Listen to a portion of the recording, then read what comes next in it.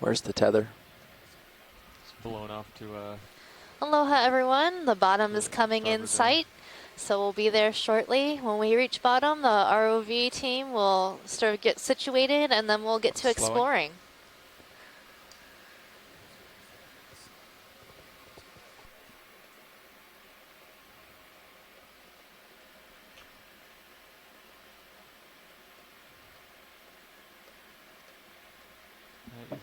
Just for the folks managing the data, there's an odd message in C-Scribe that says that the data is out of range for the dive. Somebody may want to check that.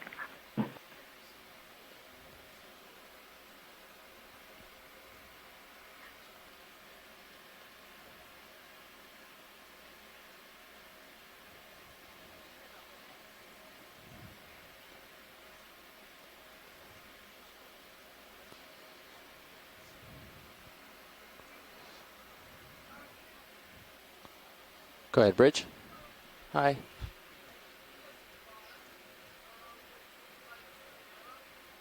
Yeah, we can set the Bella at due east for now. Thank you.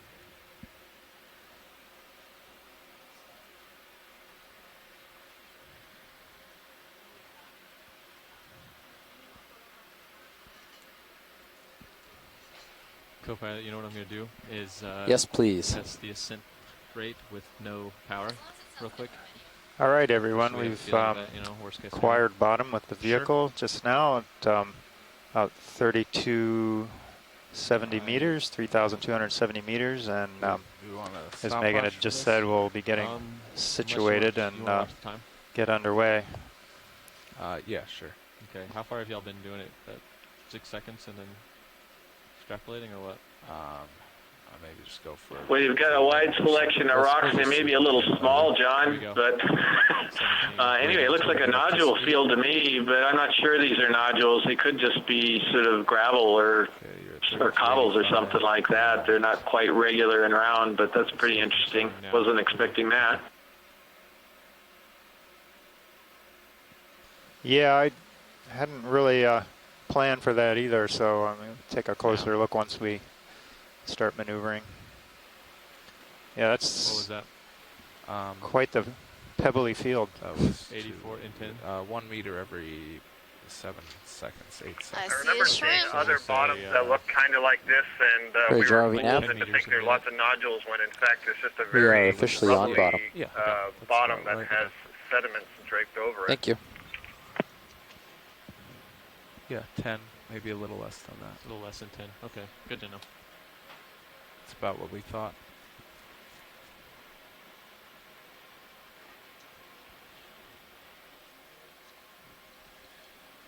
Would you like me to bring some arms out? Yep, go ahead and set up. I'm just getting my Z-bias. Great, I'll get set up down here. And if we can tilt the cameras up a little bit once you're situated.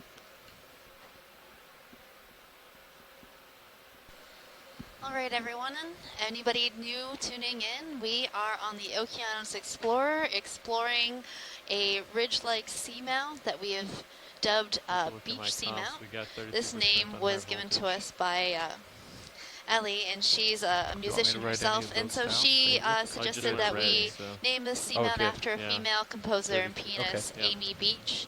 She was a really well-known composer in the earliest 20th century, and since all of the other seamounts in this musician seamount chain are named after male composers, we thought we would add a moniker to this unnamed feature, suggesting Beach Seamount.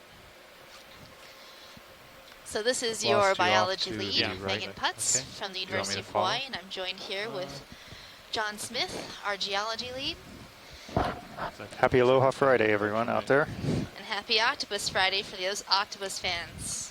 I'm currently wearing my full octopus getup, so hopefully we'll see some neat cephalopods today. I don't see much of anything yet. I think I see an urchin just off top, right? So far, it's just rocks. I mean, it's good if you're a geologist, right? Yeah, these are a little small and a little numerous, but we'll take a look. I did see a shrimp earlier. So there is life down Okay, here bring out the somewhere. uppers. We'll find it. So where was this urchin? Very top right Can use corner. that to, Well, while we're waiting, it might adjust. be a good time to have everyone introduce themselves. Anybody on It's the all line screened like up to right introduce now. themselves Sure. and where you're I'll from? adjust them as you guys know. Megan, it's Scott France at the University of Louisiana at Lafayette. I'm in the Department of Biology, a deep sea biologist interested in corals. And I have 3 grad students in the lab who are watching along. James Aubrey, Katie Musser, and Bashana Ganguli, who are all interested in the corals. Jeff, you were about Megan, just 23 one thing, yesterday, we're right? trying to figure out what is the code on C-Scribe Yeah, today. 22, The email 23, has something in yesterday's there. code. If you could I put that was- in the chat room, please. I hadn't quite honed it Yeah, yet. I was just looking at With the that new watch too while came. she was talking. We'll get that to you as soon as we can. Here, I'm looking at stuff from yesterday. Dan's timing I feel is like it's going to be impeccable every the time. same today. Yeah. All right. What we got Oh, here? This is Chris Kelly. I'm with the University of Hawaii, and I'm a biologist who's interested in most of the animals that we're seeing down here, but particularly the glass sponges that I've been working on for several years. And I'm now at the University of Hawaii ECC, and with me is... Hannah Shore with Stanford University, undergrad. Yeah, not University of Hawaii. I made a mistake. Anyway.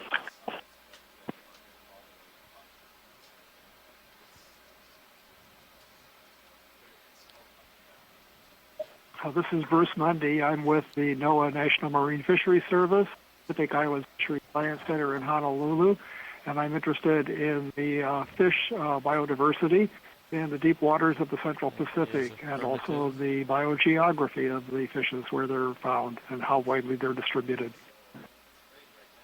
Go ahead, video. Check it out. Give him something. Hey, this is Thomas Morrow. I'm a graduate student at the University of Idaho. I study marine geology, geophysics, and I'm interested in the things that we're looking at right now, rocks. That's not a rock, Tom. That's one of my babies right there. That's a sponge.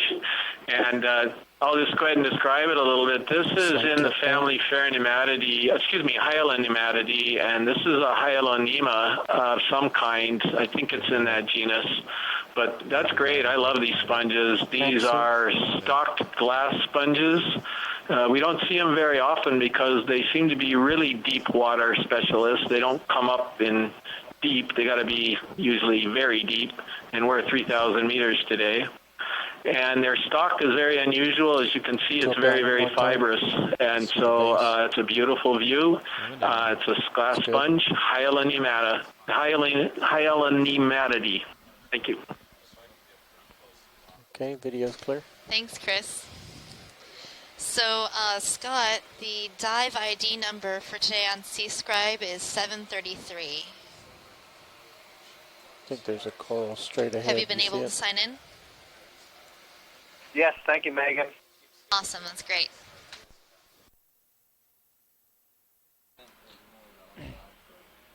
Oh, getting off again. I'm going to come back over there. Well, we've got one Actually, sponge you can found. See the turn to coral follow me, 'cause straight I'll probably ahead. end up moving you over to me. I really Okay, like those that's fine. Hyalonemas I'm because gonna of turn their to, attachment. maybe They have these 285, really 300 long to see what it looks spicules like. that sort of twine around and end up in the sediment. Probably just checking that you saw the coral just upper right of your lasers. I did not. So video. for the biologists out there, I don't know, So maybe what were we Bruce. So we see these Immediately little right of patches. your They look kind of like lasers. footprints around the sedimented areas now- that are in between these cobbles of Straight up rock. from there, Would you're those be biologically together. formed, or Really close to any it. idea there? We'll do a snap from here. Well, just others to may show be it. able to I answer don't that see better it. than Oh, I right can. there. That was my first impression, Nice but eyes. I'm not sure what would be large enough to move these rocks around and create those patches. But there could be something that's buried underneath of those that's creating that. I'll Also, try to get maybe sea cucumbers, holothurians. I doubt that they're from fishes, but it's always possible that maybe Scott, somebody else, could say there was an interesting coral, and I'll let others comment on that. Yeah, that was a sea pen that we had zoomed in on there briefly. You know, they almost remind me of feeding traces in shallower water anyway. There are various sorts of marine mammals, beaked whales and things that'll take bites out of the bottom going for prey, fish, etc. in the bottom, but I think we're way too deep for that. It could be that there are burrowing crabs, crustaceans, some other organisms that are tossing up these sediments, but I didn't notice any openings when we got down close. So it's certainly something to keep a look at, keep our eye on as we continue through the dive, see if we can identify what's causing these patches. And keep an eye on this HV if you would. Okay. Okay, roger that. Thanks, Bruce and Scott. Would you folks like any close-ups of this sea pen, than any more than we've already got, or move on once the ROE team's ready? Yeah, I would say a quick close-up just to get a closer look at the polyps, and they look like there was a brittle star on it, and maybe we can get an identification. My initial guess is it might be the genus Helipterus. Center up sea star? We see actually sea pens like this a lot up on the Aleutian Islands, further north of here, at this depth and down to 4,000 meters, and all of them have these ophiuroid brittle stars in their arm, and hanging on the colony. And in fact, that's why I guess that this might be the genus Helipterus, because it had this brittle star. So that's Bridge, kind of this is ROV nav. Just in general terms, this is a sea pen, which is a kind I just of wanted to octocoral. confirm our current bailout plan. Polyps arising from full screen. that main axis there. Due Each of those east, polyps looks has good. 8 tentacles. How are and, conditions they catch their looking to you food up out there? of the water column, maybe crustaceans swimming by, and that's probably what that brittle star is doing. You see its arms are trailing out into the water. And as you look down towards the base of the colony, it would have essentially an inflatable bulb that's stuck down into the sediments that's securing it there. Video's clear. Nice image to start the dive, so definitely, even though we're 3 kilometers down, there will be corals here. Okay, well, that's good to hear. All right, we'll be in touch. Thanks, Bridge. Scott, do you think it could also be a Protoptilum species? Those also have that sort of similar stock. Possible. Many of the Protoptilum have somewhat curved main axes, but I wouldn't rule it out right away, either of those general. I'm not a CPEN expert, so I usually have to go and yep, we got to wait for our transition here. And I'll talk to Watchley. I'll let him know actually right now. Yeah, in fact, I would. Okay. Yeah, I mean, these things are, hard to know, especially if you're not an expert in them. Back up a little bit. Sure. And just kind of.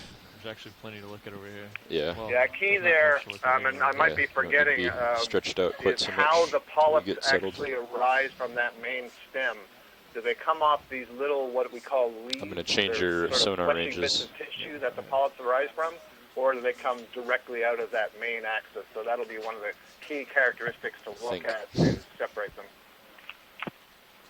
Try the pad there. The pad? Yeah, it helps. Oh, is it just not? Oh, here we are, Chris. Gotcha. Got a shrimp. Okay, I'm going to bring D2 sonar. I'll keep D2s Let's see at 50. if you can ID this shrimp from what I've told you about 40. shrimp. I'm going to come down to 50 meters on Sirius. Okay, copy that. Maybe if you want to do a quick zoom. Hi, Andy. So they just got set up on bottom. Sirius sonar range is at 50 meters. D2s is at 50. We're looking at some relatively flat terrain here for now. We're going to be moving roughly to just north of west. Okay. High pack. Let me get an indication here. Okay. High pack's looking at like a 280-ish, but we'll obviously just kind of make our way. They don't want to go up to this ridge. They want to stay here in this little that shrimp that we valley just here, saw, even though it's pretty it looks to be in the family so Aristidae. So the Aristids have relatively long rostrums, and that's the little horn that comes out between the eyes. And there's a possibility that this species might be Ceratopsis monstracis. It's a relatively large species. And they have such a graceful movement of their pleopods, or those little swimming feet that you see. In fact, why don't we just move due west, roughly, and see what your sonar says. Hey, well, we are all set up here on bottom. We have our shift change as well.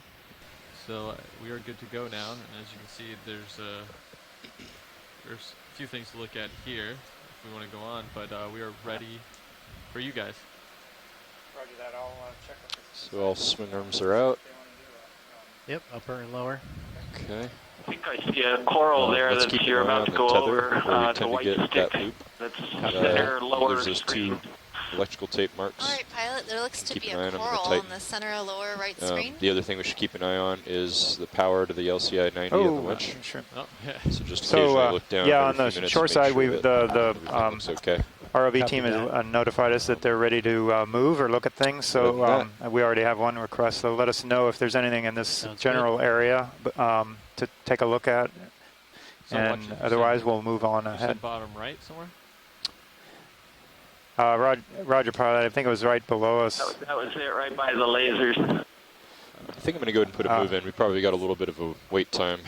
So you're looking let me know when I'm over it. roughly the right direction.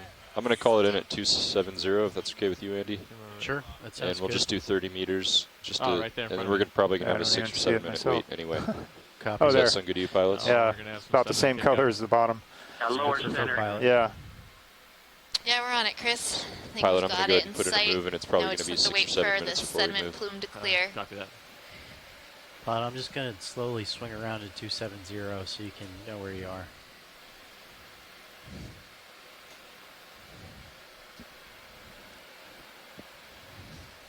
Bridge, this is Nav. Go ahead, video. So it's while we're all right. All right, it's coming into view.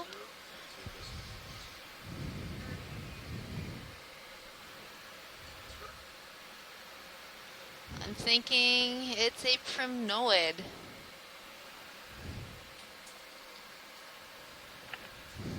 I'm trying to turn it into a bamboo coral, but you have a better view right now.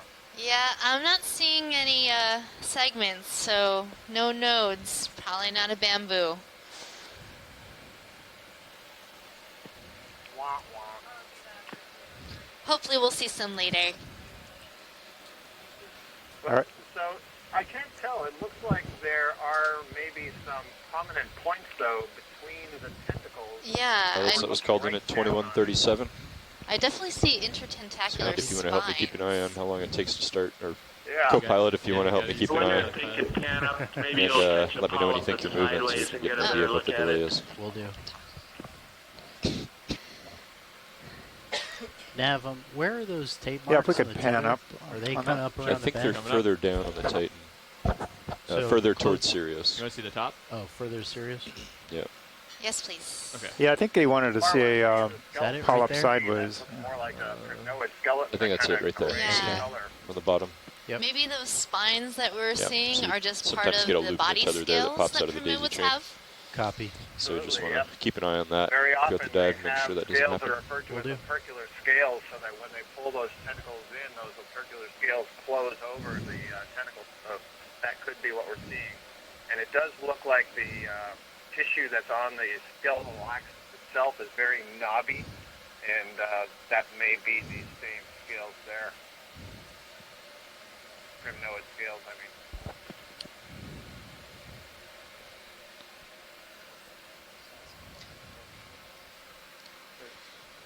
Would this be a good option for collection? I see that we only have Thanks. one I don't row really of know what I'm polyps. looking at because it's the wrong angle. Yeah. So we have one row of polyps around along the stem of this Crinoid, Tracking looks better today. and they're all located on the same side of the stem. Still not great, but Is it possible to look at the base? Sure. Watch it. You want the Panning down to the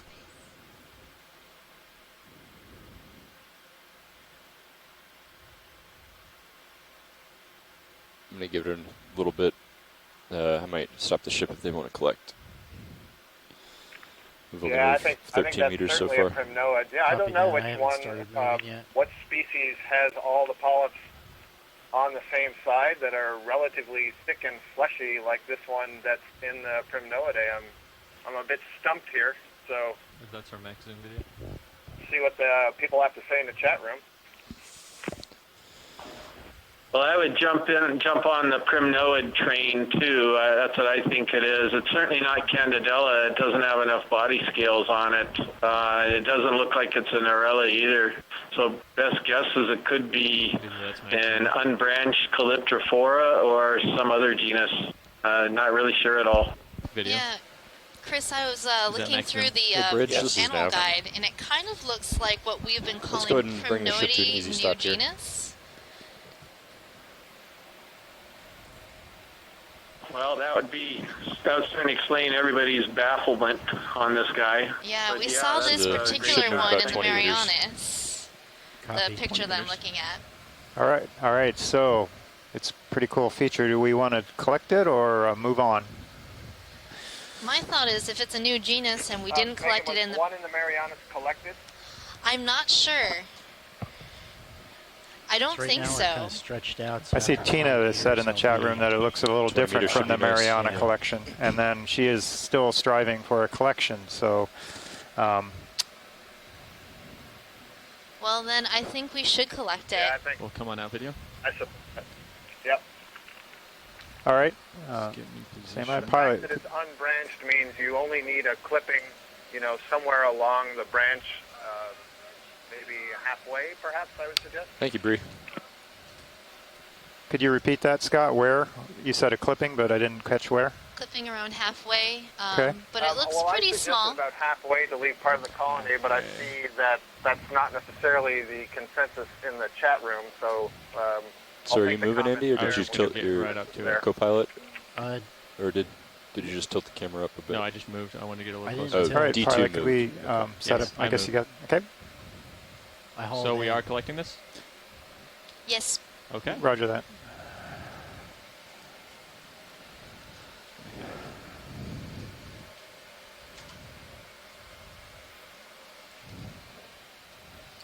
Very exciting, guys. Possibly a new species here.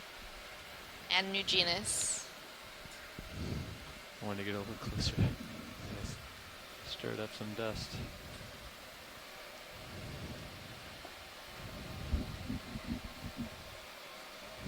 I think I'm definitely moving now, Nav. So while we are waiting for the dust to clear, I might reiterate that we are. This is our first dive out of the. It's about a 5-minute delay. The U.S. waters. We're on the high seas. We're just outside the exclusive economic zone, the EEZ, which is kind of a political boundary, the sovereign waters of the United States. So we're just outside that, 200 nautical miles from the coast. So in keeping with that, I'd like to maybe introduce a couple of our international partners that joined us a little while ago. Has that been 32 to 33%? Matsumoto Hayagazamas from Japan, and Tina Molodsova, Dobre Ultra from Russia, though it might be a little bit early to say good morning there. It's probably the middle of the night.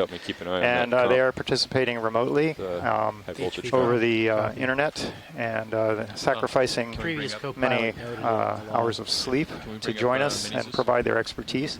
The good thing is that they will be both joining the Exploration Command Center at the University of Hawaii later on in the expedition. Do you want me to take control, pilot? Zeus? Yeah, you can have it. I was hoping it would clear. I'm wondering if I need to. You want me to put it on the craft? No, I can just come over from there. In our chat log, I'm seeing a lot of likes about this coral collection. Steve Cairns, he needs something to do before retirement, so here we are. Something special just for him. You want me to take your Zeus, pilot? Yeah, it's actually okay right now. Just in case you want to do it during collection.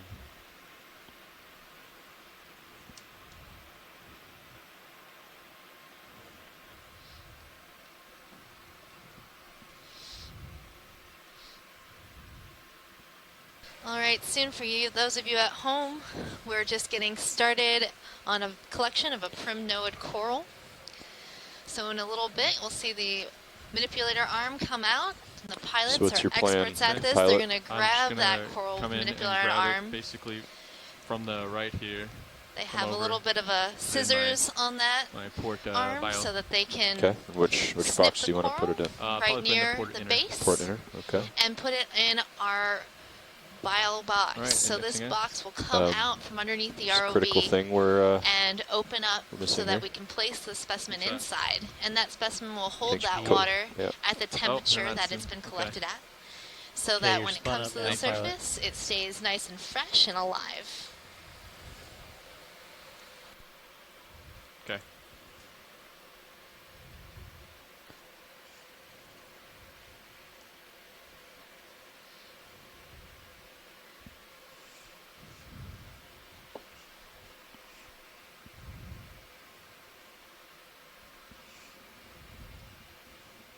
Just be careful putting your fingers under the joints like that.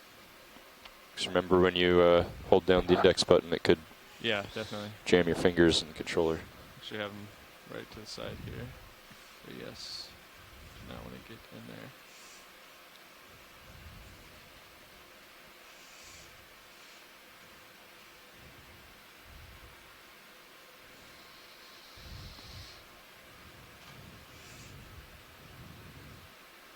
Actually, I think I'll drift grab from the top here, might be easier.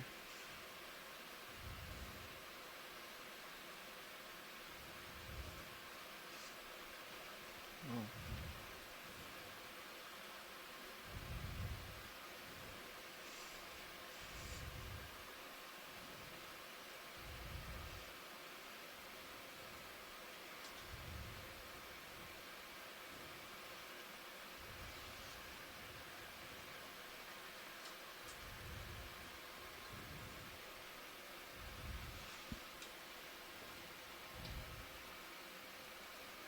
Check that, not pilot, but co-pilot. Check that out on the.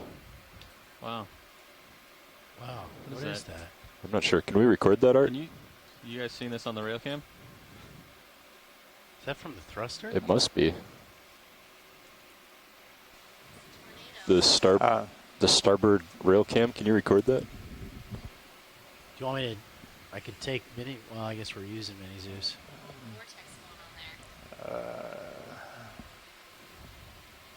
That is bizarre. Yep, looks like it's gone.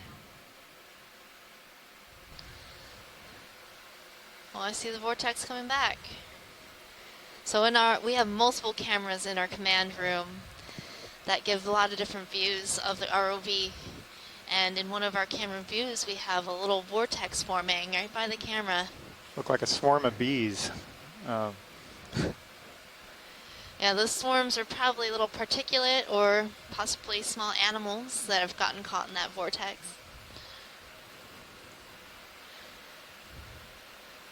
Pilot's just getting Do you want to zoom familiar with the orientation of this coral, the best way to pick it up, so that we have the most intact specimen that we can find. So, Video, if you want to do a zoom there, we can look at Yeah, it. so we've got it in hand. The holdfast remained attached to that rock and was coming up with the rock. That'd be fantastic there it to is. get the whole thing. So now we're having an up-close view coming to you of our collected specimen. But before we log it, we're going to make sure it's securely in our bio box. Is that all we Anything need can on the happen zoom between video? now Can I go and and when put it in it the box? is placed in that box. If you're watching, there is 2 red dots I'm on the ready when you are, screen. Those are our Okay. lasers mounted on our camera system. the pin. Those laser points are And 10 doors coming out. centimeters or about 4 inches across. And that gives us a good idea of how large these organisms are that we're looking at. I Doors found this fully out. particularly useful in Copy my that. research because I wanted to create a size frequency distribution of the that corallium change in coral or temperature. pink coral that we saw at shallower depths. And having those lasers allowed me to measure a number of coral colonies. I just like having laser beams. Oh yeah, well obviously laser beams are always awesome.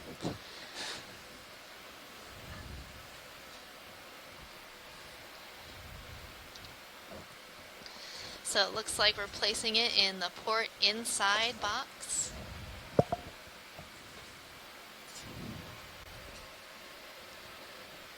Nicely done. Okay, we're good. We're clear. Good job. Okay, closing.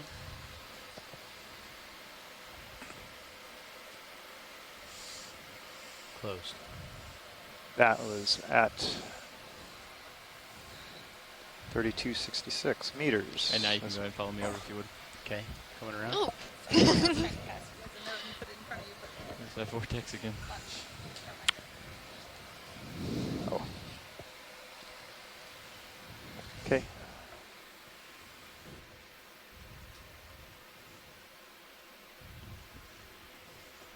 Okay, I am indexed out.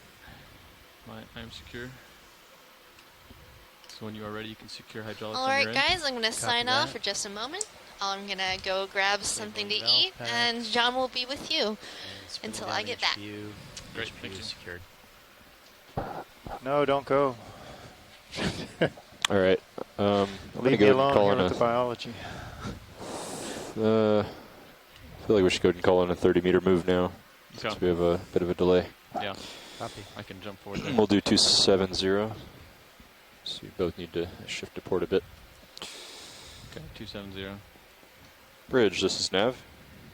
All right, shoreside science. If there's anything else you wanted to see before We'd we like to request a start ship moving move of 30 up the hill, meters, bearing 270 let at us know. 0.2 knots.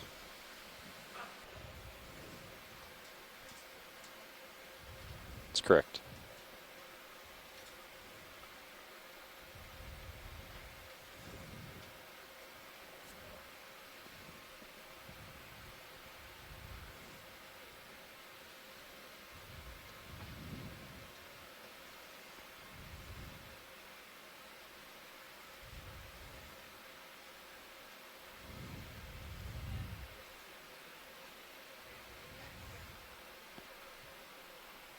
Thanks, Bridge. All right, watch these. We're going to continue up this slope unless you guys see something. Right here, anything. Okay, pilot. Roger right that, now, pilot. We can, no requests so far, so let's move on up. Swing to port. Okay, go ahead. Until I get to 270. I'm going to follow. I'll go that way.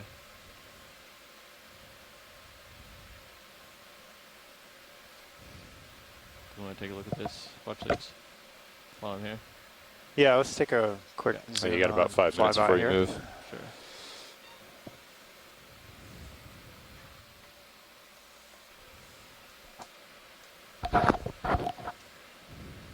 This looks like perhaps another sea pen. Let's go ahead, video. Yeah, it could be. Ah.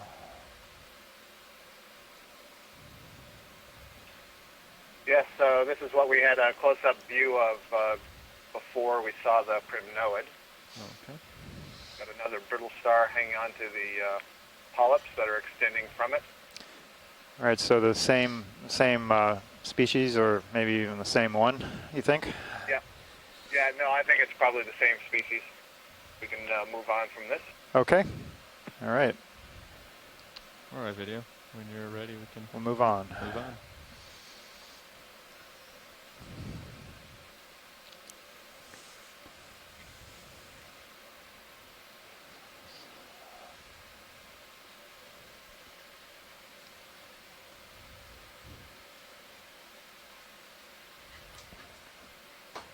Interest here, watch it. Quick zoom video.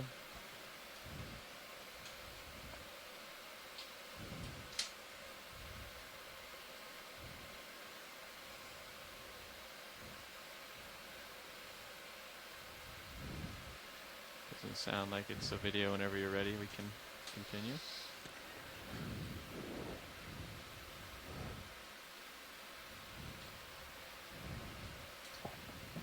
All right, an enemy there.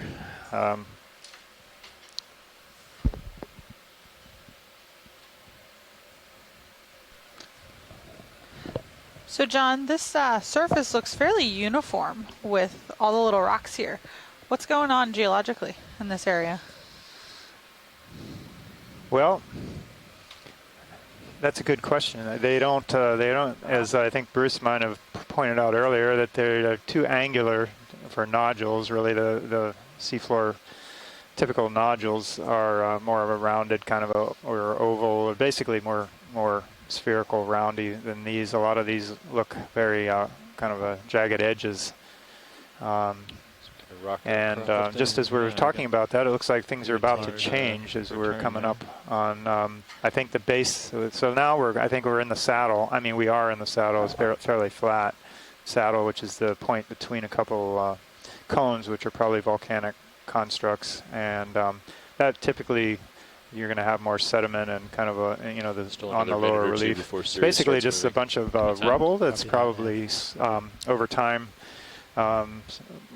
slid down slope as the feature has degraded over time. These are probably on the order of well over 50, 60 million years old.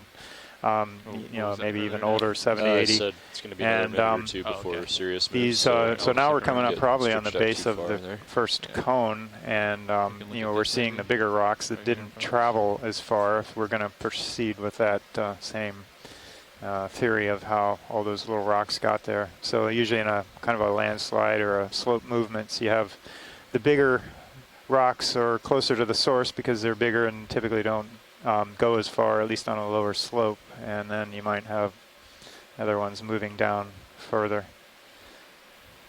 So if anyone else has a comment on that, happy to hear it. Go ahead, video. Quick zone.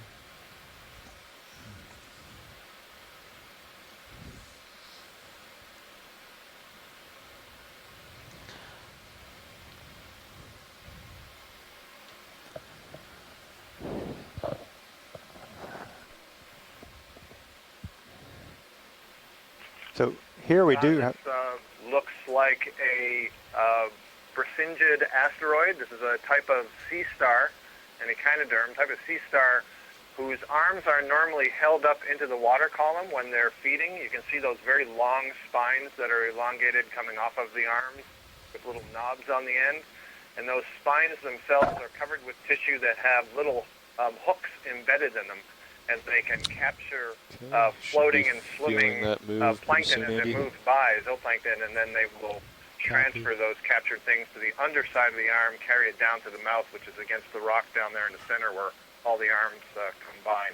I'm not sure what genus this would belong to. I'd need somebody else who has access to the ID guide to test that out.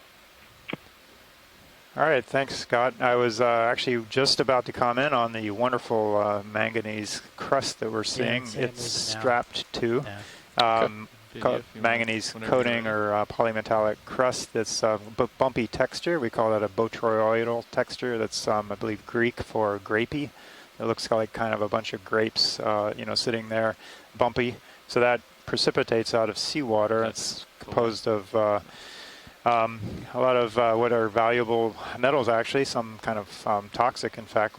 So we're always interested in how the creatures live on that. Yes. But, that's typical for these old seamount features, that you have a fairly thick coating of that crust covering everything.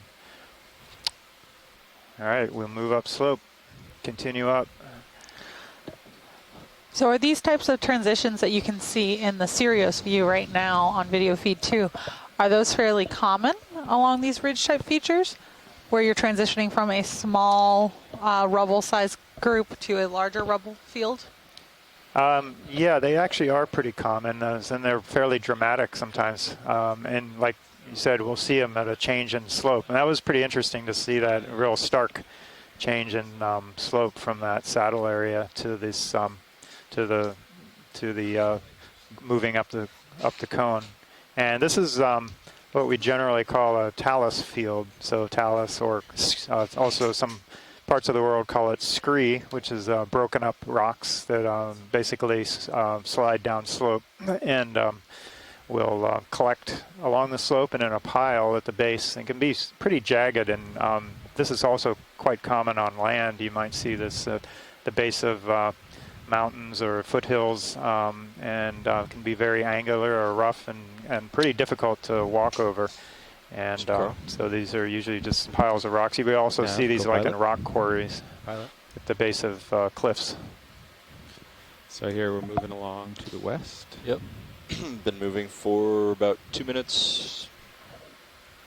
Would probably areas another like 3 this or 4 provide a minutes. stable habitat Movement, for the ship is organisms? stopped, but Sirius is Or fine would this now. be moving around too much? Pretty flat up well, ahead. that's but we we're can basically see moving that obviously 270. there's not a lot of organisms. So yeah, it wouldn't be very stable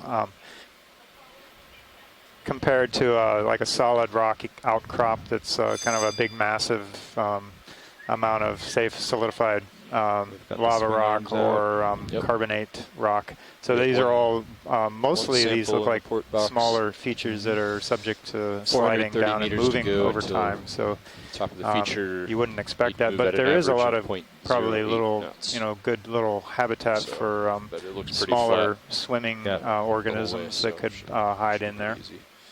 All right. I'm going to range down on D2 sonar. I'll give you 30 meters. Video pilot. Go ahead. Is the ROV-HD zoomed in at all?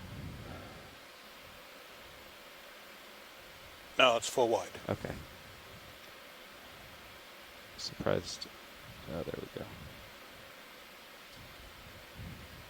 I didn't see the scoop edge of the scoop in my screen. Oh yeah, tilted up. Mm-hmm.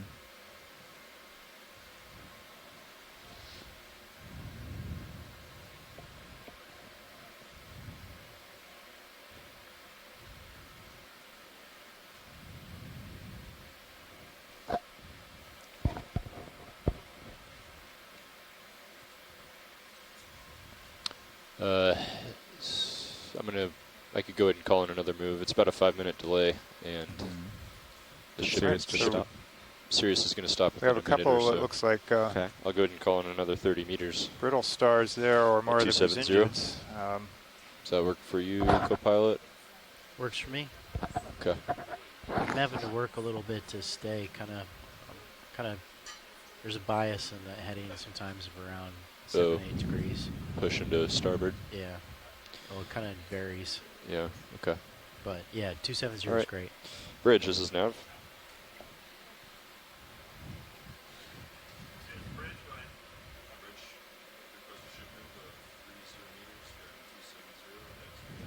Hi, John. Just a test.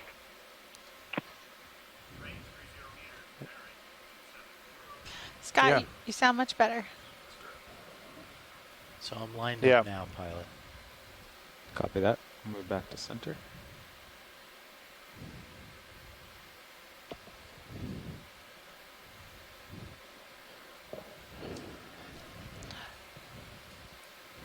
So John, these areas that are kind of the Talus rubble fields, are these rocks potential good sample rocks, or are they not considered in place?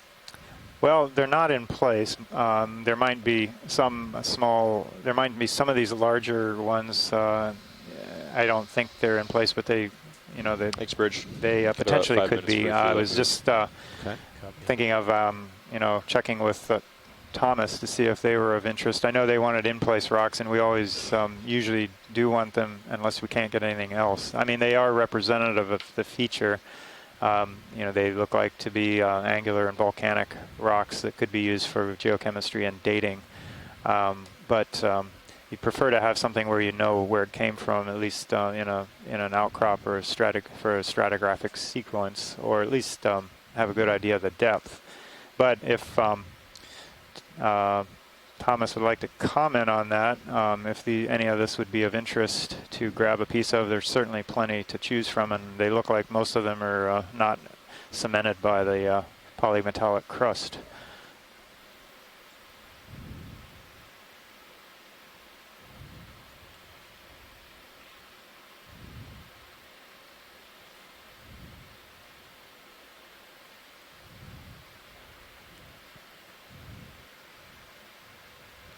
Video, quick zoom on this shrimp while we pass by.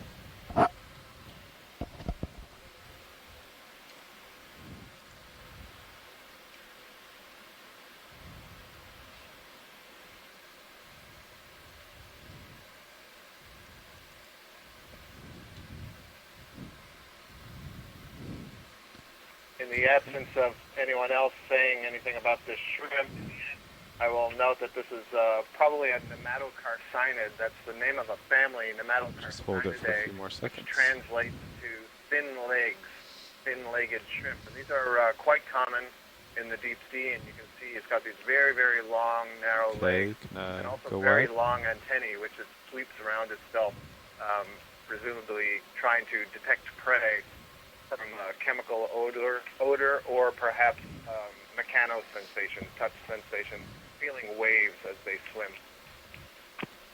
All right, thanks, Scott. Do those pretty much stay like this, isolated by themselves on the bottom, or swimming, or are they ones that might go and be a commensal and join a coral or a sponge at all? It seems like it might be difficult physically with those big legs and antennae. A couple of minutes before Sirius starts moving. Do you feel Yeah, like that's moving, a good question, John.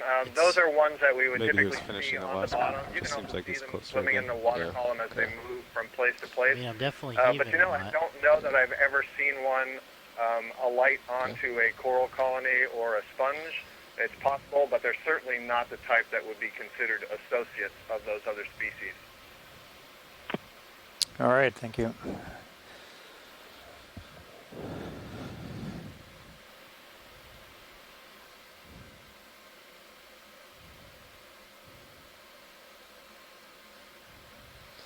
So the comps all look pretty good. High voltage is a little low. And Scott, is this typical habitat for those types of organisms? It's good. Ground faults look good. Well, it's not atypical. I'm not sure what I would call typical. I mean, they're deep sea shrimp, and we often see them on hard bottoms. I don't know that marks are. they're very common on soft I've bottoms. seen it on deck, but that's about as far as I can go about the limit of my expertise in Because that we've had group. like 3 incidences where we've gotten a loop that's popped out of the daisy chain there. Like at that same spot. It's not good. It's kind of been hard to see it lately because of the visibility. Yeah, yeah. And, you know, there's something to check if you can.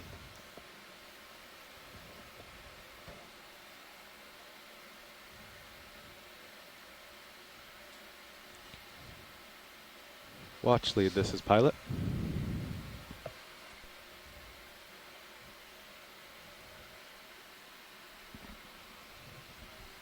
Watch lead, this is pilot. Yeah, go ahead, pilot. Oh, just letting you know we're cruising around here.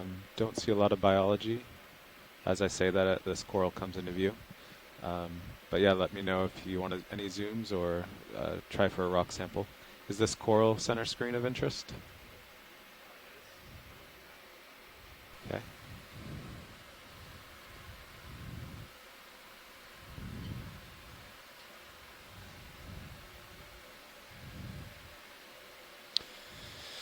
Okay, Sirius should start moving here pretty soon. Excellent. Copy.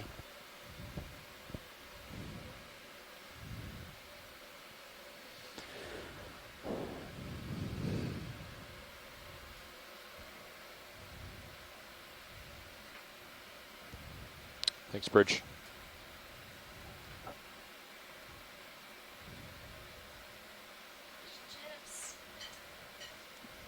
Okay, video, you're free to zoom. Megan, you are back just in time for the bio. The one bio. The one bio. The one and only bio. We saw a shrimp. We did. But I think this is the first coral on this slope, isn't it? It's a bamboo coral. Yeah, I can't believe I turned my Okay, head is that away. good for Maxim video?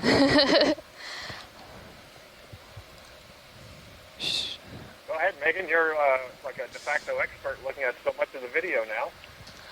Yeah, well, it's definitely a bamboo coral. I'm not sure if it's nodal or internodal branching. I think I saw the branch coming from an internode, meaning for the folks on shore, we're looking at the branch. Video, you ready Is for it me to arising tilt up or down? from the white part of the skeleton, or is it arising from the very I can't hear you, narrow video. black, what we refer to as Why don't we nose? go down? They were talking about branching out. Like there aren't too many sclerites, but there are definitely some needles between the tentacles. I can't see any others. There's a node. And there, yeah, you're panning down towards where the branching is arising, and looks to me Go a like bit this is down an more to the internodal branch. brancher. Yeah. There we go. Oh yeah, there we go. We got the bottom and definitely internodal. Tilting Though up. we have There we seen go. some individuals that have both nodal and internodal branching, which makes it really difficult. That is correct. Yeah, it really throws the current taxonomy into a loop, which is why there's so much work going on in the lab of Les Watling and his students at the University of Hawaii and my lab here in the University of Louisiana, trying to figure out how we should be classifying and naming these things based on characteristics that we see at the level of the polyp that are very difficult to see in the video. Full specimen would be good here, and then we'll get the genetics. lasers. Yep. Right now, the names are based largely on the overall colony morphology, so this could get the name Keratoisis. Hold on. Can you go wide for a moment? Based on what we've seen so far. Yeah, can you go wide for a moment? There might be a jellyfish The rock I was feeding on the perched on polyps just there. moved. Just above the lasers, Co-pilot, there was can a you sort of an orangey winch brown up there? structure. Copy. We've seen these hydromedusae in the past stand by that land on and feed apparently on coral polyps. You might think of being backwards where the coral would be feeding on the jellyfish, but here's one where the tables are turned. Yeah, I see that little orange guy. We're gonna get a zoom on that real quick. Could we zoom on that pilot, that orange thing in the middle? Okay, video, you're free to zoom.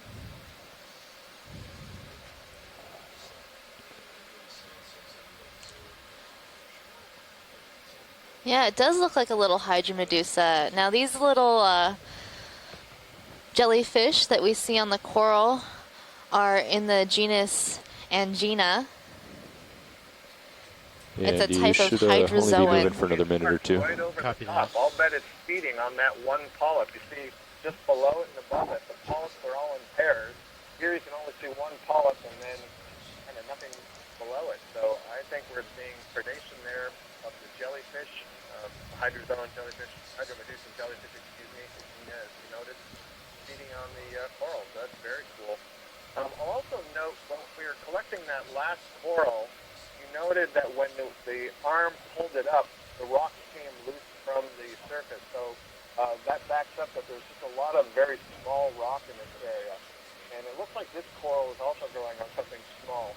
And that suggests to me that the currents down here are actually quite weak because if the rocks are that loose, Okay, video, let's go out to the whole specimen and see what else is here. This thing would have been knocked over long ago. That's good. We've got lasers too. You want lasers off? All right, thanks, Bruce, for the... I think they're good. I mean, thanks, Scott. Watch lead, Sorry. I was reading some notes from Scott, Bruce in the chat room and crossing with Scott on the line, so thanks to both of you.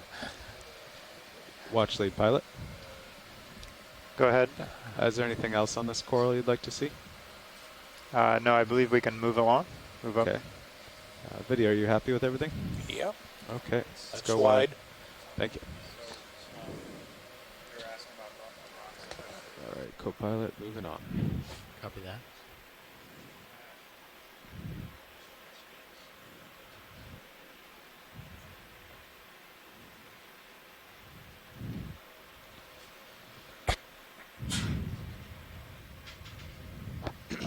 So the series should be about stopped at this point. Okay. Yeah, I'd agree with that. I think I am stopped. Okay, we can wait. Well, we can wait unless you want to go ahead and put another move in, and you'll have 5 minutes to get caught up. Get out in front just a little, okay, in case we see something new here. Okay, I'll wait.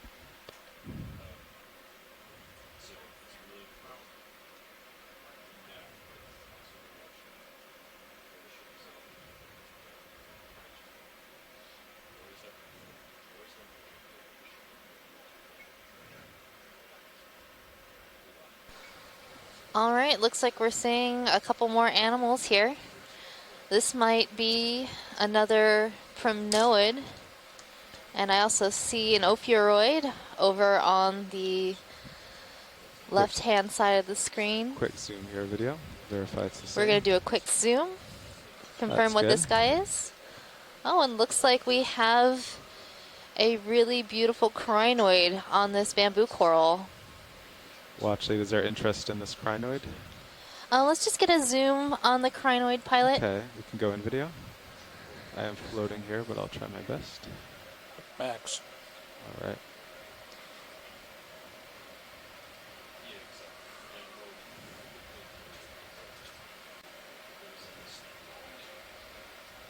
So this crinoid has these very long filaments at the end of its arms. And we like to look at different characters like this when identifying crinoids because it's helpful in identifying what genus or family they belong to.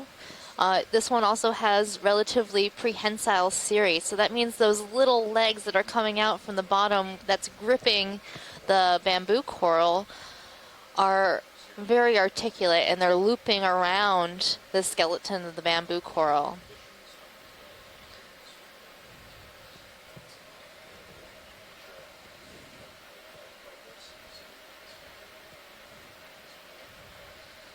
So Chris, do you have any ideas of what family this might be? Yeah, I was just looking through the guide as you were talking about this. So these naked filaments here at the ends of the arms, that's reminiscent of Atelocrinidae, and there's one species that's here in Hawaii that we recognize as Paratelocrinus conifer, but I usually don't see them on corals. I usually see them on rocks. And I'm trying to remember what Chuck Messing, he's one of the crinoid specialists there of the world, was saying. I think there's another group of these commatulate feather stars that have got these naked arms too, and I was trying to remember what it was, but for the moment I'm suggesting it could be a Telecrinidae. Hey guys, before you go, there's a Chrysogorgia right behind the crinoid. It looks like a little tiny Iridogorgia or a Plurigorgia, more likely a Plurigorgia, but maybe we can zoom in on that. Yes, we'll head that way.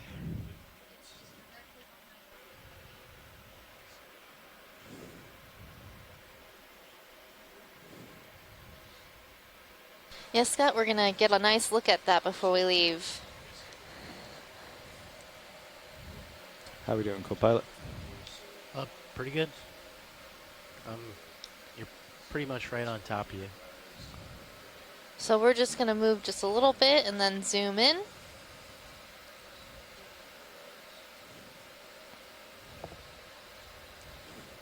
Okay, video, you can start going in. I've lost it, but I know it's back there somewhere. Yeah, it's sort of the same color as the surroundings. Oh, I see. There it is, right down, bottom left. Smaller than I thought. Okay, I'll settle over there. Yeah, we're seeing a small Chrysogorgid, it looks like. You can tell those Chrysogorgids because their polyps seem really large in respect to their skeleton. And they don't have those body scales that we saw on the Primnoid coral that we collected earlier. So we have 2 branches, so it could be a very small Iridogorgia.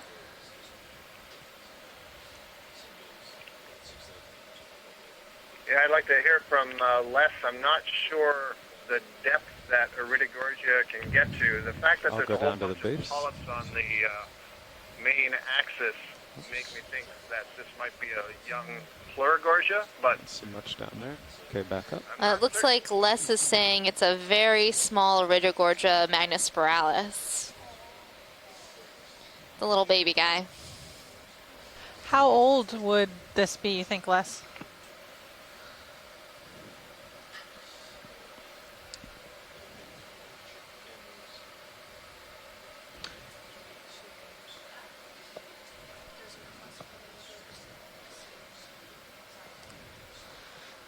Pilot, when we zoom out, can we get lasers on this guy to see how big he is? Yes. Okay, video, once you have your shot, we can zoom out to lasers. So it looks this might be a depth extension for this particular species. All right, they're on the rock at the base. They haven't been known to be seen at this depth. Now this little guy looks to be just under 10 centimeters or about 10 centimeters or 4 inches tall.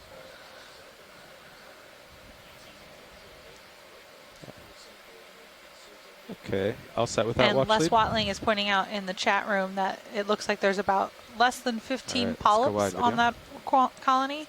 And Tina is commenting that it's likely less than 10 years. It's an exciting find. Yeah, very exciting. It's a really young one. Oh, this looks like a nice angular rock. Tom or somebody, geologists, any idea if we want to collect this one? It doesn't look like it's been in place since everything around it is relatively cobbly. I think it's a little large. Is it a it's little about, large for us? Yeah, 30 centimeters tall. I was actually headed over to look at this Ophiuroid, I believe. Yeah, let's get a nice zoom on this Ophi.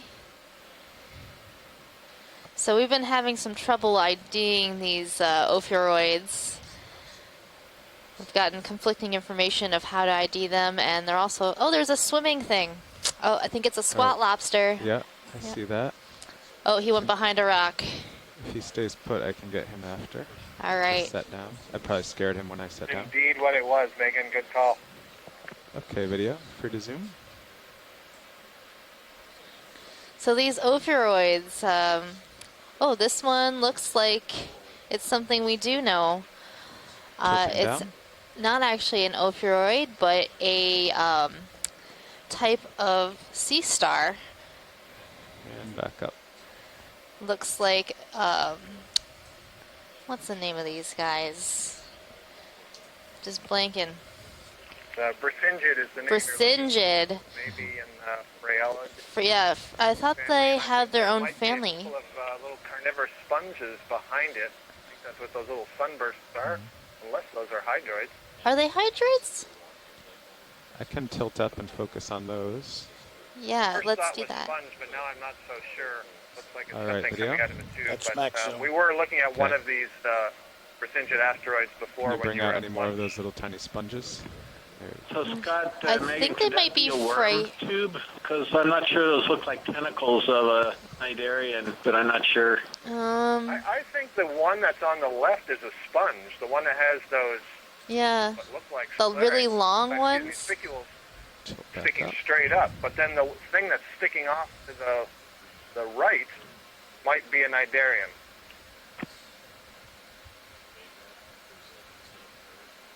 Very interesting. They're very small, too. They are very tiny, these guys. Yeah, I'm going with hydroid growing off of a sponge. All right, sounds good to me. Well, this Bracingid-like star that we're looking at, I think it actually might be in the family Phragalidae, genus Phragastera. So it has 6 arms, and these stars are relatively common at these types of depths. Perhaps Chris Ma will call in a little bit to tell us more about these types of deep sea Phragallid stars. Okay, video. So Let's Megan, get the whole I'll sub for Chris star. just in case he's not on right now. So the way you differentiate the Bracingidae from the Phragasteridae or Phragalidae, I guess, is sort of this ribbing that's along the arms, and I didn't see it on this guy, so I think your ID is solid. I think it is a Phragallid and most likely in that genus Phragastera. Okay, we can go wide. Thanks, Chris. That's awesome. It's really important to understand the characters we're looking for when we're IDing these animals, since we're doing all of this by just visual observation. So we're trying to find characters that are relatively obvious when we zoom in and look at these different species and try to get a good idea. Oh, there's a fish. We have possibly an Ophidiid coming into center screen on the right side. A fish. Yep. Oh, I see it. Yep.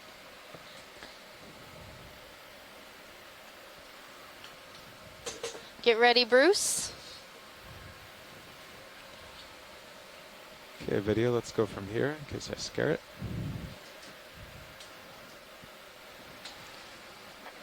I'm waiting for it here. There it is. This is, you're right, this is an ophidiid. It's a cusk eel. And here we can distinctly see the morphology of the gill cover. It has sort of a suture that divides the gill cover into a large lower plate and then a smaller upper plate. And the head's kind of flattened. This is an ophidiid in the genus Bracingid.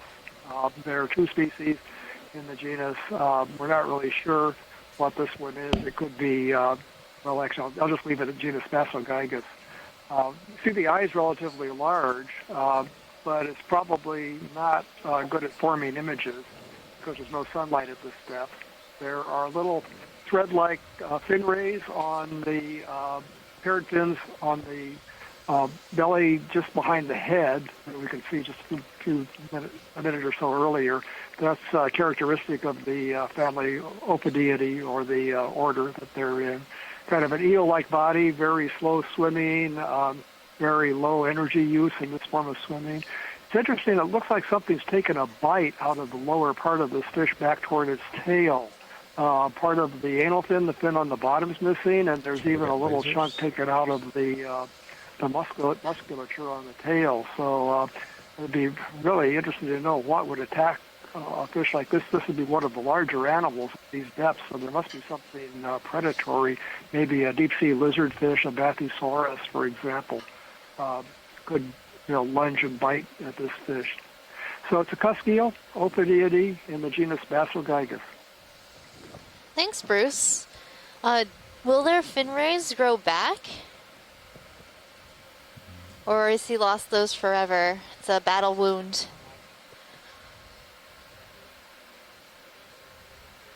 I'd speculate that they probably won't grow that back. It looks like it's healed over. It doesn't look like a fresh wound, and I suspect it's going to have to live like that for the rest of its life. And often even in shallow water, you see fish that have damaged fins or bites taken out of the musculature. If the fin ray, the fin membrane is damaged and the musculature to which it attaches is not, they'll often grow back.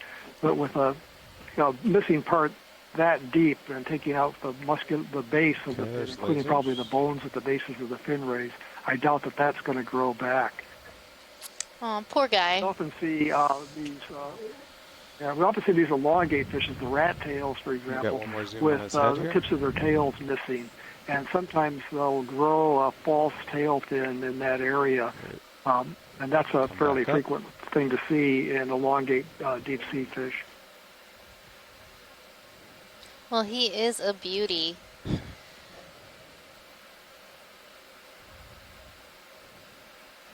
Okay, happy with that watch lead? Yes, pilot.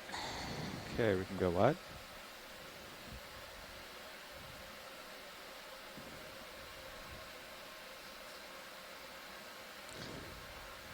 It looks like to be an anemone. We are moving on. I'm just doing an audio test. I'm still getting reports that my voice is quite faint on the video stream, so consider this a test, and now I am getting off the air.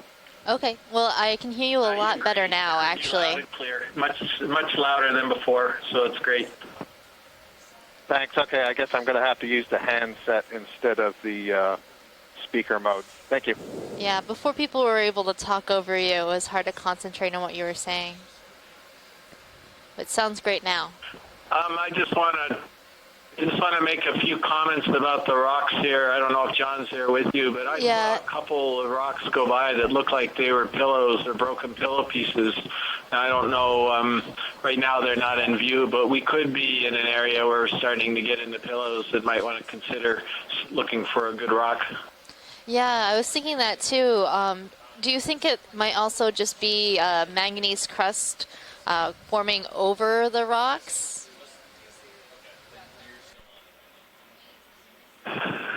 There was one, I thought I saw a radial design of a broken pillow at one place, but in any case, there's a black coral right in the center of the screen by the lasers. Maybe we'll focus for a moment on that, because I think it's the first view of one of these today. Yep, we're zooming in right now.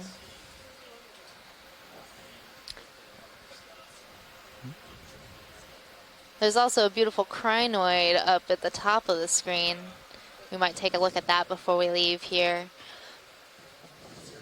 Yeah, John just left for lunch, but he should be back shortly. But if we do see a good rock, we might pick it up.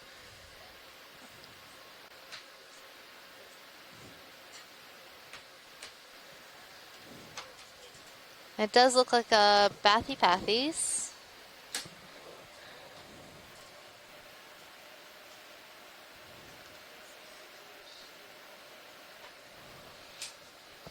Now these Bathypathes, oh, there's also a Clatorizid. So Nav, we are not moving currently. Is that fair?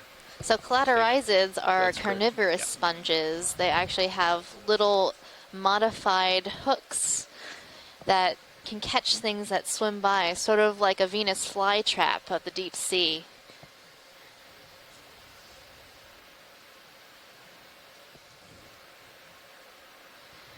And that's this little guy that has a little round ball at the end of a stalk right above our lasers, coming up in just a few seconds.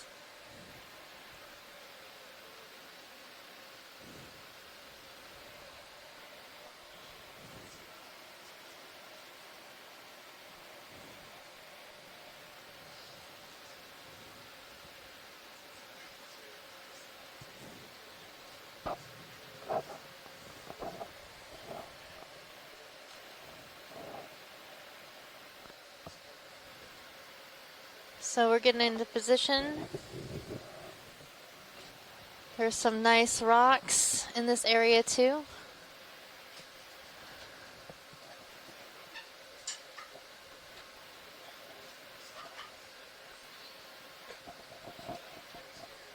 So a lot of times these black corals, the Bathypathes, or ones that look like large feathers, tend to have an associate polychaete that lives on the stalk, middle stalk part of the stem of this coral.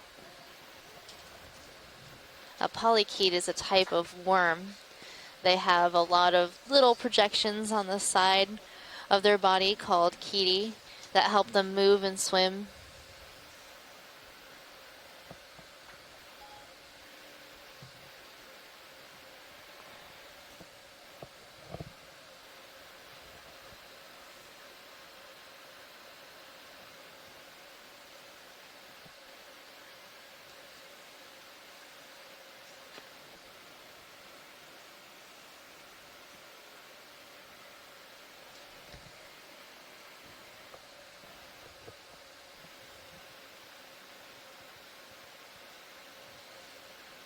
I just love how when we're going into an area and it looks almost barren, then you start to zoom in and you start to see so many different things.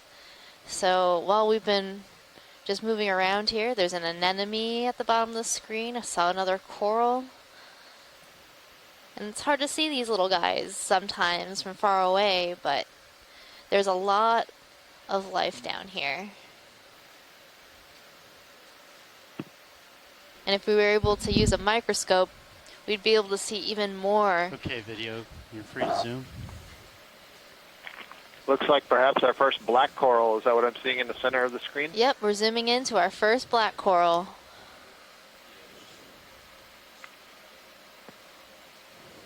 That's a beauty.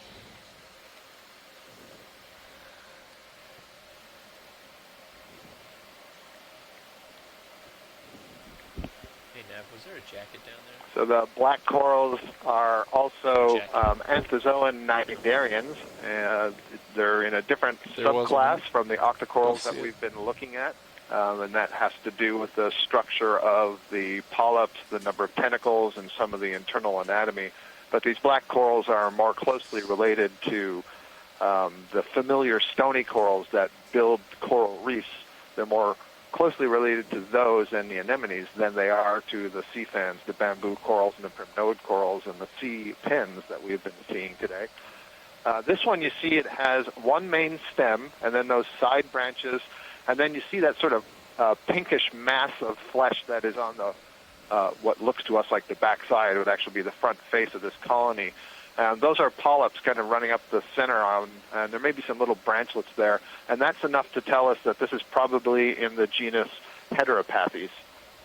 And I see that Tina Molitsova, who's an expert in black corals, is Pilot, I'm watching offering your that high suggestion voltage as well. comp. So Looks like back it's to you, gone down Megan. to 30%. Thank you for that explanation. That's really great. That's a quick change. It was at 33, 32. Yeah. Just up until a moment ago. Really?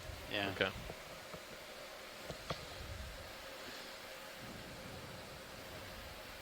Watch lead pilot, would you want me to take a look at the base or zoom out? Let's zoom out. There was a little cladorizid located just below this coral.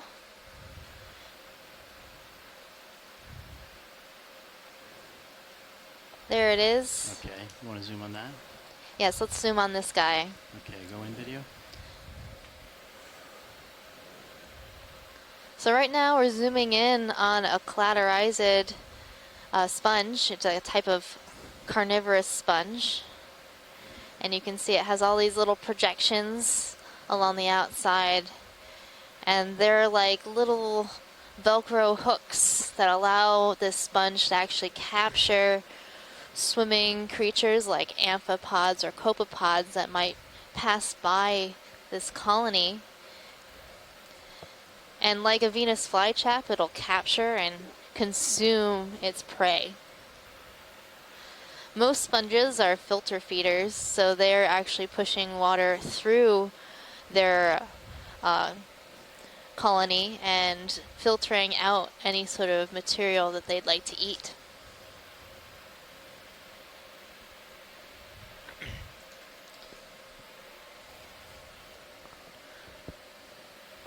Well, it looks we have a little isopod to the base of this. Do you have any live video? Do you have any more zoom? Nope, that's it. No, that's it. So isopods are related to pill bugs. They are pill bugs. So have you ever turned over a rock and played with those little pill bugs? This is actually a deep sea version of a pill bug.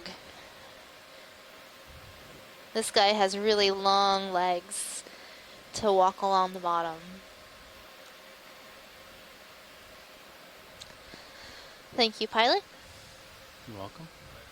So we're ready to move on? Or is there anything else in this area you'd like to look at? Is there anything else anybody'd like to see that you saw when we came in? Top left. Maybe a quick zoom on that crinoid. Okay, go in video. Alright, I might have to pick off the bottom and get a little bit closer for that. Would you like me to do that, Watchleen? No, I think we're good. Okay. So that crinoid has some really long cirri. Those are those little legs it's standing on. Anemone on the right side. And it might be in the family Atelocrinidae that we saw attached to our coral earlier.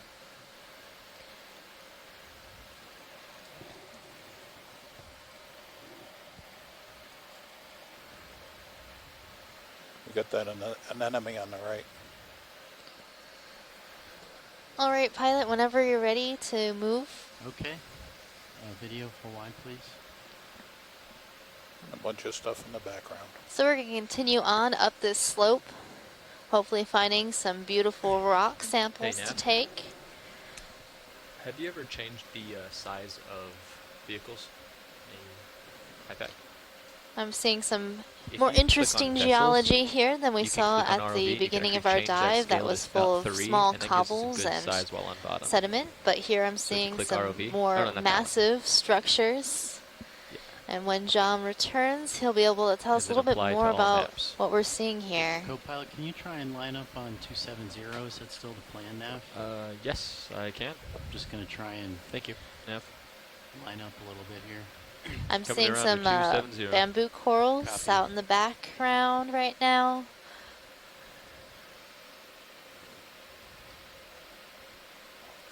All right, so I got to kind of push the port a bit.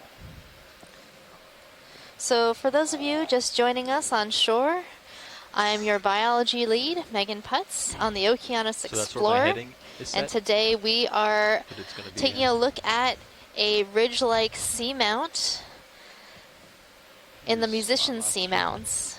We've given this seamount the moniker beach seamount, and that name was given to it to honor the female composer and musician Amy Beach. She was relatively well known in the early 20th century for her symphonies.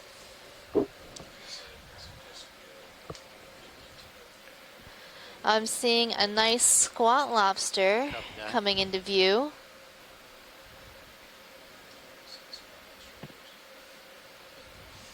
It's one of those nice big white ones. Yeah, go ahead and put the move in now. Megan, I thought it might also be nice to share with the listening public that the water temperature down here at this depth is only 1.5 degrees Celsius, so only a degree and a half above freezing.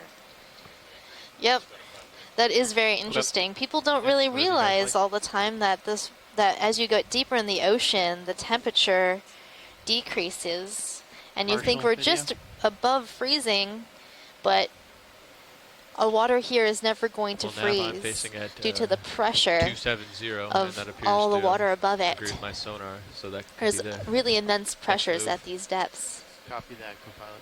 What have you been moving at distance-wise? Okay.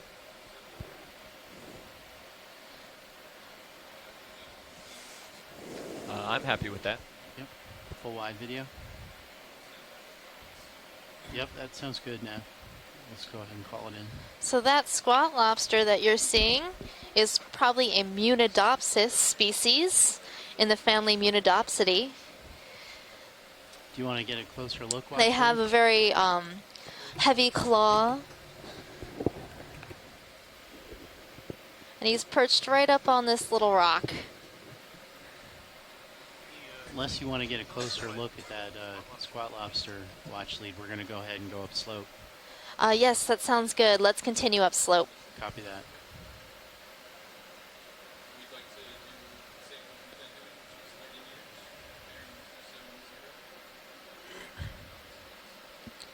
So we're going to move away from this area and continue up slope to the summit of this seamount. And along the way, hopefully we'll see some more new and interesting things. Seeing another one of those black corals that we zoomed in on earlier. Looks like a Bathopathes or Heteropathes.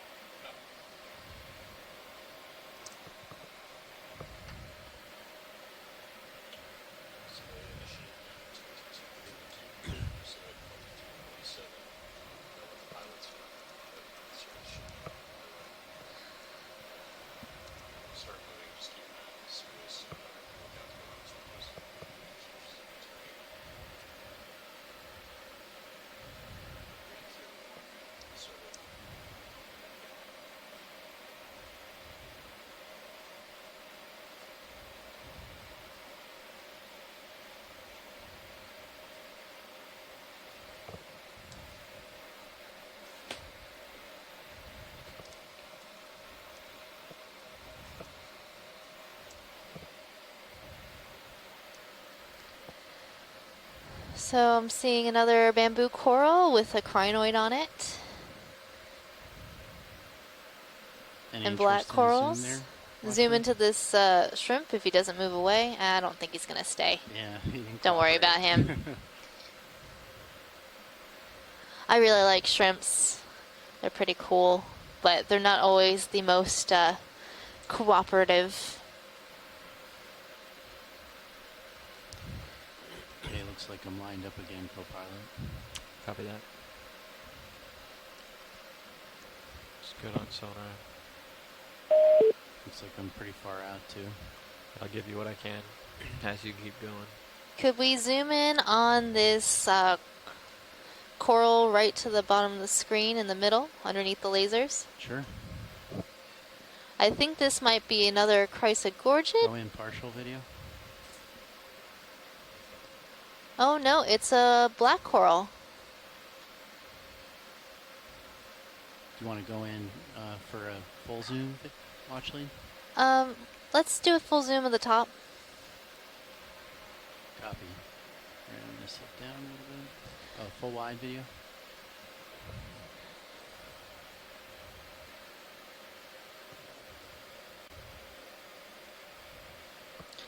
Oh, it looks like we've got a swimming polychaete right above our lasers. Okay. So earlier I talked about polychaetes and how they have these little chaetae along their body that help them swim and move along the bottom. Video. So polychaetes are a type of worm in the phylum Annelida. Oh, and there's a nematocar Sinus Shrimp. These shrimps are always perched on the bottom here, and they have very long legs.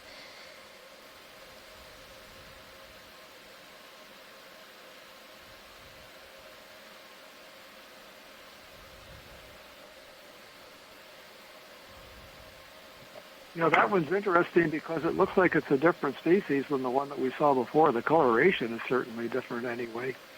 Yeah, the coloration is different. Generally, I see them being more pink, but I've seen some of many different colors. And the way you ID most shrimps, especially losing it a little bit. Sorry in about this that. family, I've Come out a bit. been doing some research on it, and it seems like the rostrum, or that horn that sticks out between the eyes, Okay, you can go back in. has a lot to do with being able to identify them fully. You count how many spines they have on the horn, or the rostrum, above and below.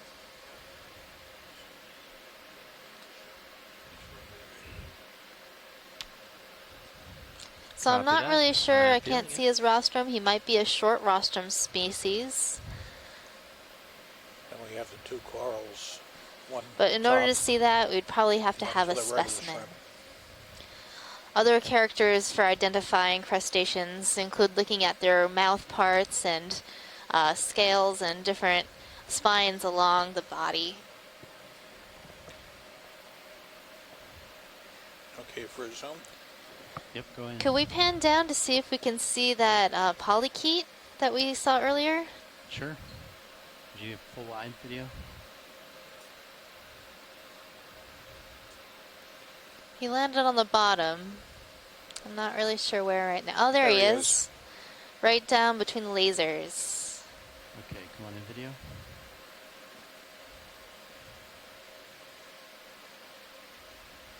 Look at that. That is really interesting. That's Max. Okay. So I do think this is a polychaete, maybe a type of bristleworm. I'm not an expert on the deep sea polychaetes.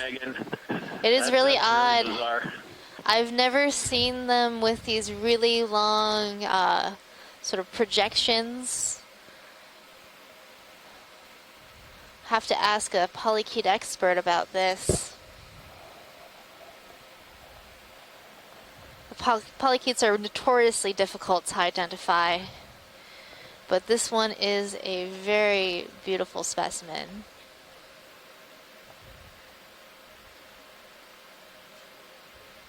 Too bad we can't collect it. He's gonna swim for us. Oh, you see how when he moved, all those little bristly projections moved together like big scoops or paddles.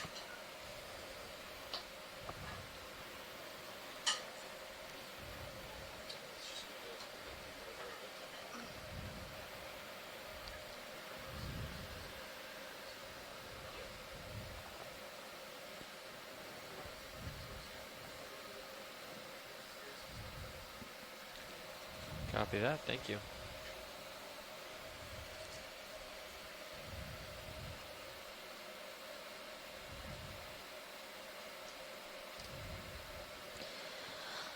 All right, pilot, I think we're good on this for biology. Okay.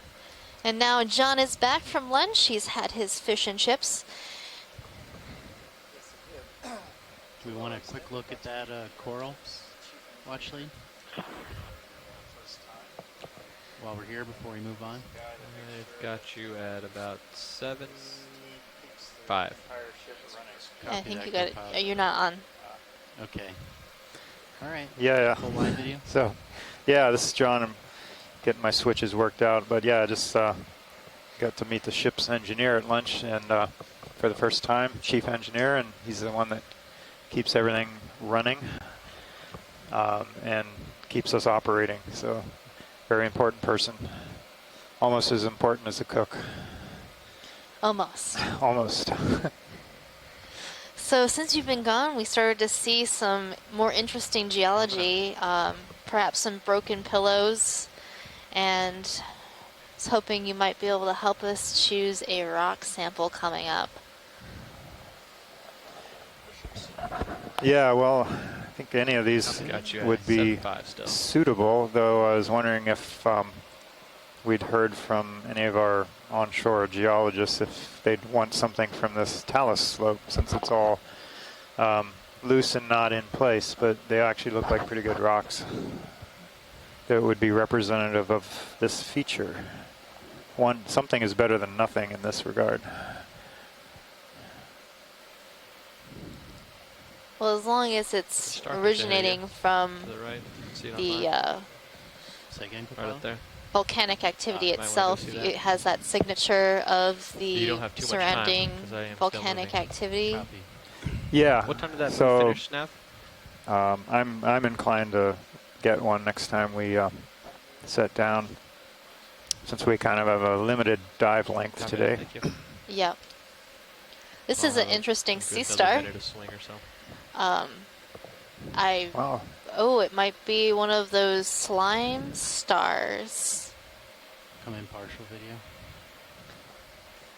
Now, I've been asked to look out for a particular kind of these by Chris Ma, so let me see if this is the one that we are looking for. Come out a bit video.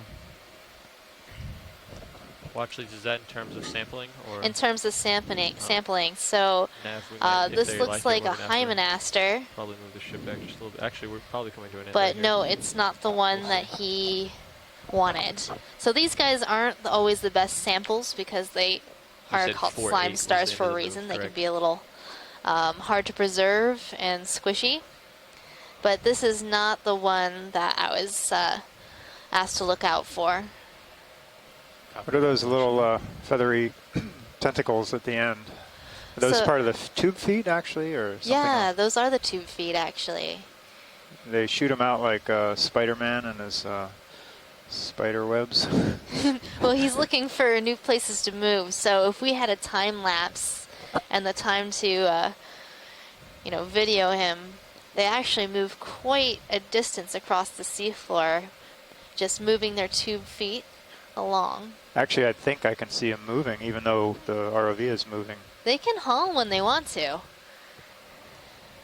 Sort of like turtles. You know, you think they move slow, you look away, and they're somewhere else. Yeah, so this one's pretty big. He's the lasers are 10 centimeters, 4 meters, so he's about a foot across, huh? Yeah, he's a big one. Do we want to get a closer look, watch lead? Otherwise, I kind of got to move on. Yeah, let's take a zoom on the center. I'm coming to an end right here. I slowed down significantly. If I'm not already stopped, I will be. Go in video.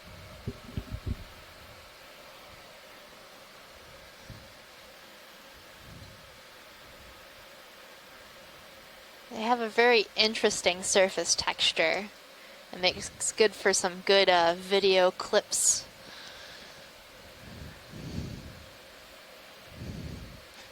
Looks like a good back scratcher. I mean, it looks pointy scrapey. I'm not sure. Okay, come out a bit video. Yeah.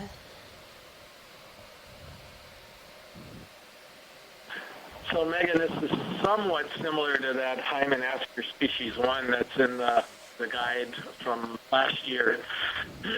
Yeah, but doesn't have the skirt in the same way. That would be my best guess. It's not quite the same. The arms look a little more, I guess, obvious on this one compared to some of the Hymenaster. But yeah, it's a pretty interesting sea star. I wish Chris Ma would call in there because he loves to talk about slime if you were listening to the last cruise. broadcast when the two of us were talking about it. And yeah, he has stories of where the first one he ever collected of these things, he was picking it up and had a picture of the thing just oozing mucus everywhere. So anyway, maybe he'll call in if you see enough sea stars today. Yeah, hopefully we see a few more. Just encourage him to call in. Yeah, but it doesn't look quite like the Hymenaster species 1, which he had requested that we collect if we do see again. Yeah, that one has like a little bit. John, some of these rocks look like broken pillows to me, like that one on the left. Would you agree? And are any of these possible candidates? Because that sure looks like a broken pillow right on the left center to me. Yeah, I think so, Chris. Maybe we'll ask for a collection. I've been kind of waiting to hear if Thomas or those guys were interested in these, but I think I want to get something sooner than later. Is that the one that you're referring to, actually? Hey, Tom here. That actually does look really good as far as the broken pillow goes. I've been seeing a couple of things that look like maybe outcrop, but with all the rocks around, I don't think you're going to get anything that's outstanding relative to what we already have here. So. Okay. All right. Pilot, could we set up for collect this thing right in front of us, this rock, this broken pillow you're looking at? Absolutely. Yeah, and then the other problem with, even if we're finding some of these outcrops, you know, it's not, certainly not certain we're going to be able to pull something from it, or, you know, might be cemented by the manganese crust anyway, so. Seems a little bit big. I'll give it a try. Suppose I should bump it first, too. There's some other similar looking ones around that will hopefully be smaller. Oh, but that one looks really cool. It does, but it does look a little big. Yeah. And heavy. Thought you were going for heaviest rock, John. Not so big. You know, because when we get them on the ship, we do have to haul them around. You got to get your workout in. I know you really want to carry those up the stairs. Yeah. Galley, don't they? What's that? Yeah, you have they to. Have Wheaties down in the galley, don't they? They did. I had some the other night. Sorry,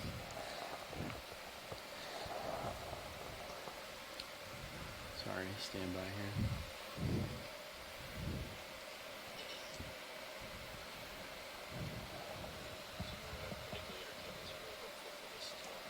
Copy.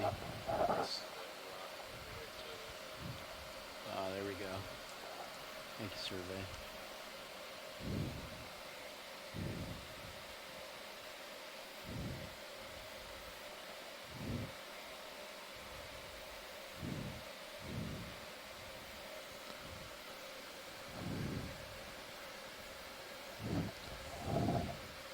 So for those of you who aren't familiar with pillows, or what we're talking about when we're referring to pillows, pillow lava is a type of lava that comes out when lava flow is extruded underwater. So you'll see, if you actually watch a lava flow live, that it will ooze out sort of like a tube of toothpaste and then slow down as the outside cools against the seawater. And then the pressure will build up so much that it'll break out again and then ooze forward, creating these pillow-like formations. Is that right, John? Yeah, and when they're when they're on the surface, that's the same process is called Pahoehoe Lava or ropey lava. So Pahoehoe means ropey in Hawaiian. So it looks like a series of thick ropes or lines that are laying down, and then they the lava extrudes by these toes. They call it the lobes or the toes. But underwater, it's kind of a similar process, although the water is so cold, especially at deeper, that it kind of quenches it, and you get a crust right away. And so it's a very unique shape that's pretty much indicative of only underwater eruptions. But that could also be under glaciers, like in Iceland. You can get these features. Are there any others that are catching your eye watch lead? I think that one was really brittle. And And you're drifting slightly back as well. Copy. Not offhand here. We'll take a look and see if there's another one. Okay.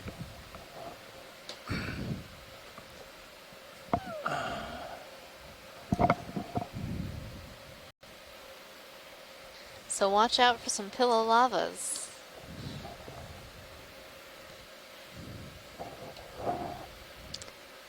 We've got some structures ahead. Sometimes it's hard to find a rock. You want to get a good one, but it also has to be loose and small enough. There's one right up top center screen. Yeah, right. Actually, we're transitioning into a solid outcrop. So this stuff looks like it's all in place.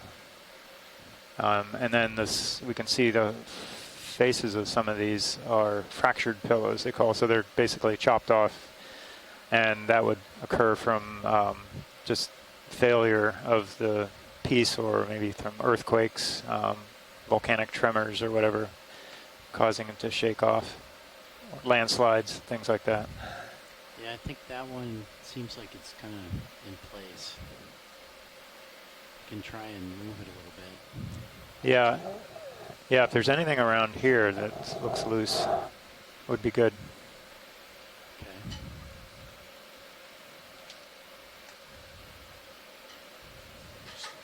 Survey, you think, what's your feeling about that one?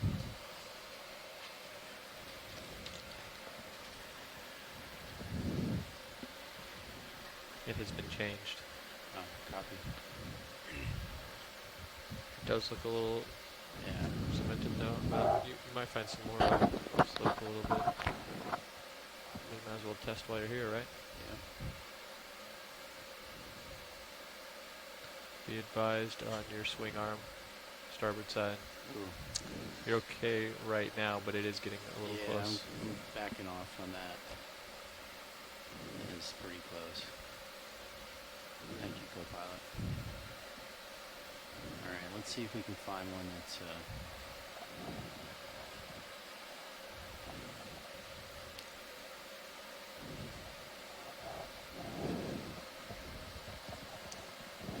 coming up with you.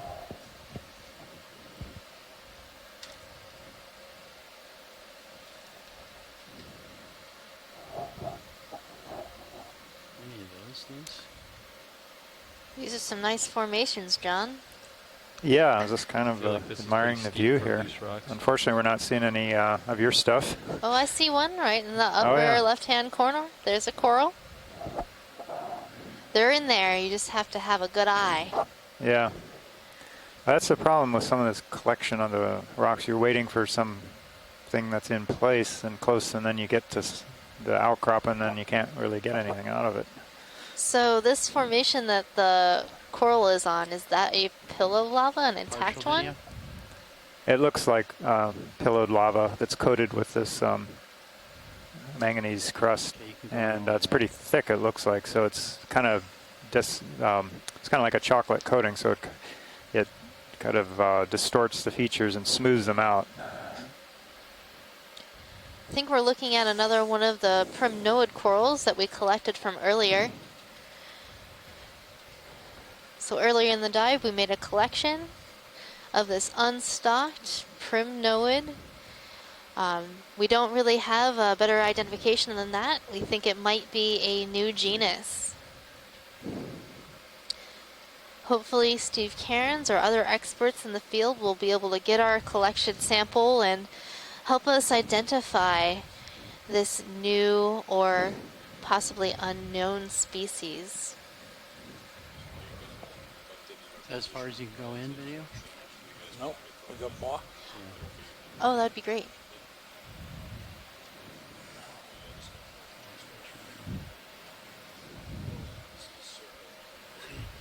Yep. Be aware as you turn there on your port side. Oh. Sorry, I didn't want to pull you off. Off my toe. Make sure you're aware. Full wide video. Is that full wide?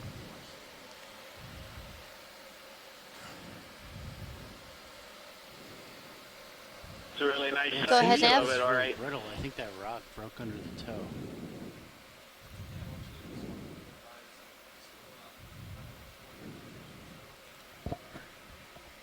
so we want to get moving. We have about 1 hour and 40 minutes left on the bottom. We may need to pick up the pace if it's desired to reach that waypoint. Yes, that would be advisable. But first we need to get a rock. Copy that. Okay.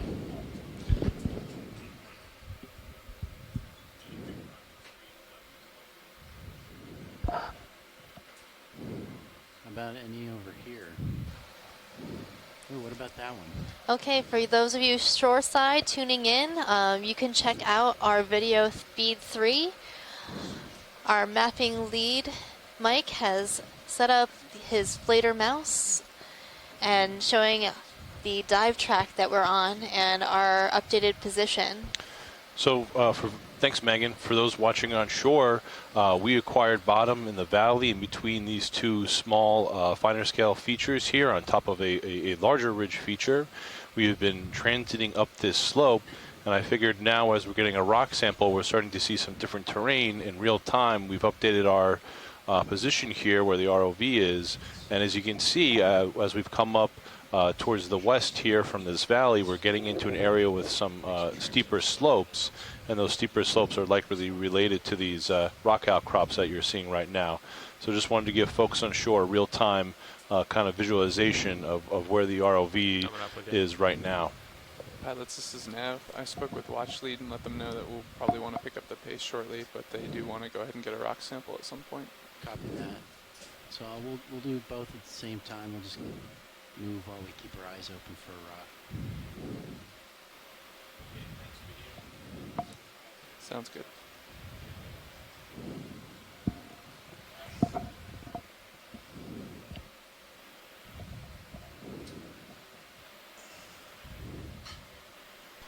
So we're going to continue to look for our rock sample around in this area, and then we still have quite a bit of distance to cover on our track.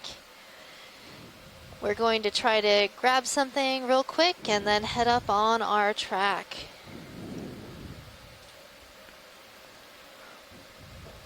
And along our way, I've been seeing some more black corals, some anemones, primnoids, some brittle stars on top of primnoids.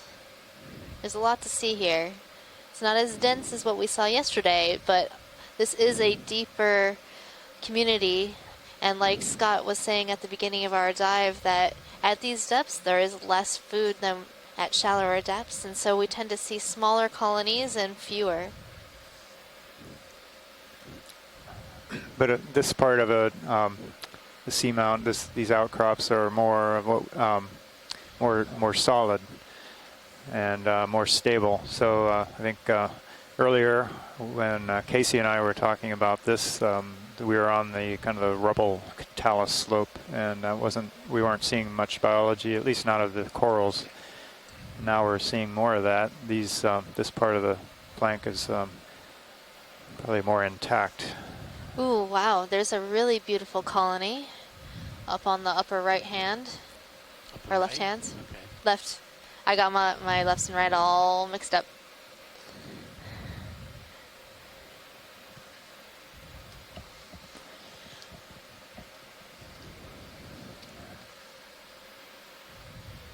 If we can get a quick snap zoom here to see if it's different. Go ahead, video.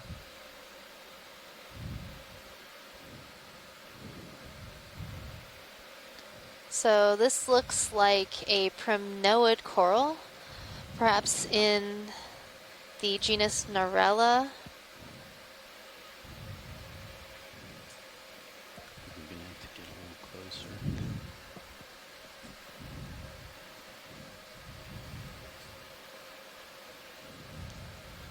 Has a commensal on it, an ophiuroid, or brittle star. Okay, come out video. Here, I'm just gonna get a little bit closer.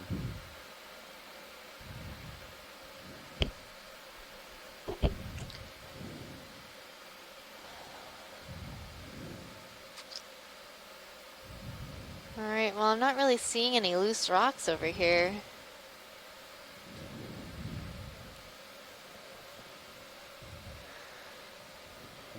Well, I think a lot of these would be loose. It's just picking one that looks favorable, I guess, the right shape. Well, they look like they're crusted in place to me. They don't? Well, yeah, well, actually, probably a lot of them are. Let me know. I'm happy to try and poke one. Okay, thanks.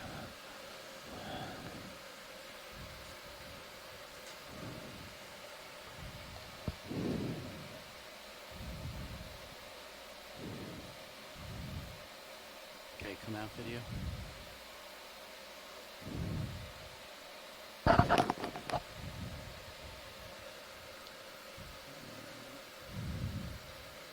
Enemy lower left.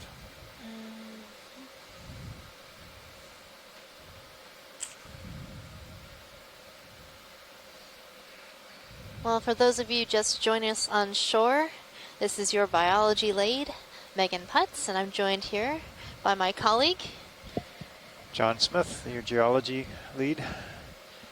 We're both from the University of Hawaii, and we're here on the Okeanos Explorer and the Musician Seamounts, exploring a ridge-like seamount that we have given the moniker Beach Seamount.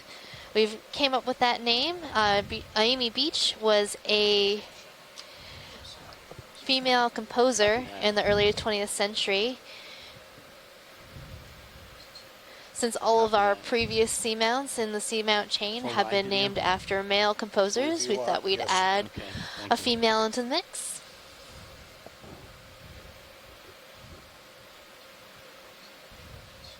Of course, this is an official name. It's just a name for our dive today. Helps us keep track of everything that goes on with it, the data and everything else, positions. You're doing a good job pushing ahead, pilots. Let me know when you'd like to schedule a move.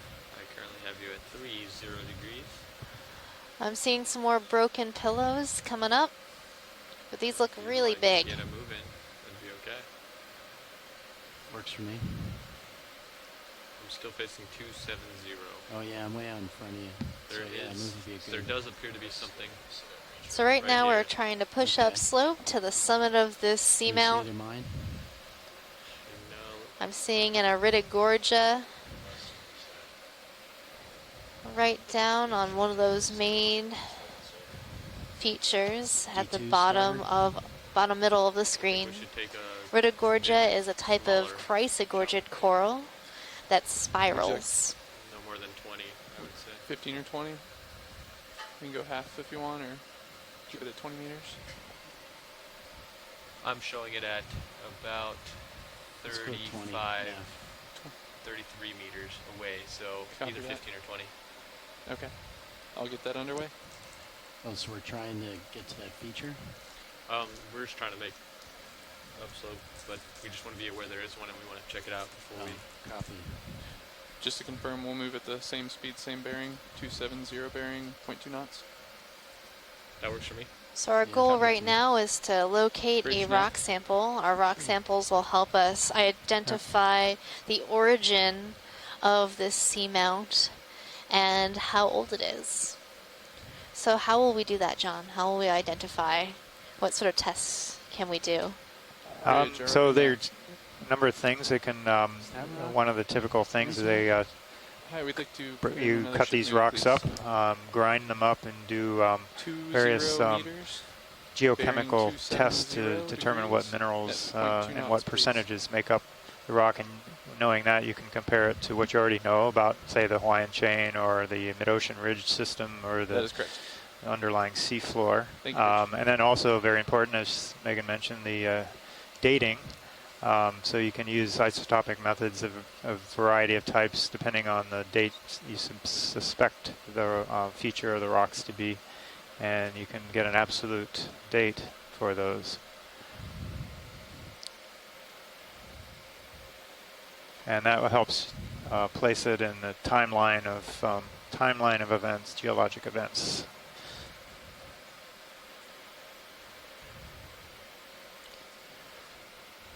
Copy, thank you, Bridge. Ship move is underway, Pats. Copy, thank you, man. Hey, Megan and John, this is Bruce. a little while back as we were going along, we saw some dark trails on a couple of the rocks, and they reminded me of something that we saw in one of the earlier cruises at the beginning of the year or last year, where we found a peculiar group of mollusks called monoplacoporans that were grazing on the film on the rocks. And so to see any of these wavy, dark trails on any of the rocks, it might be worthwhile taking a look to see if you find a little limpet-like shell at the end of one of the trails. And it might be something in the lower left, I'm not sure, but that looks too small. It's been a while. Some guidance. Yeah, Bruce, I was wondering if that's what, if that was the same thing that you were talking about. That was on the lower left of the screen. And you can actually just make a line. We'll keep an eye out for those. Until you release it. Yeah, it could be interesting. It was an unusual find. They're not seen, they haven't been seen in situ very often. They weren't discovered alive until about 1952 by the Galathea exploration. They'd been known from the fossil record previously, so it was one of those groups in the deep sea that people call a living fossil. Which control box is still looking good right now. I still have full control. Yeah, that's what I was talking about. So, yep, and it should yeah, Bruce, I remember that dive. Yeah, so we kept seeing them all over the place and zooming in onto the trails, and there was nothing there, there was nothing there, and then there was. When you're on like a steep face, make sure you're not drifting. Mysteries of the deep. Pilot, do you think this little chute might have anything loose? Which one are you talking? Watch lead, what do you mean? As far as loose rocks in this area, right ahead. Yeah, I mean, like, with respect to the laser, where are you looking? Probably the right corner? Either the right or the upper part above that bulbous outcrop. Okay. So a bit farther upslope of where where the laser is right now? Right around in that area is. Okay. I'm getting excited about this rock sample. I'm looking forward to it.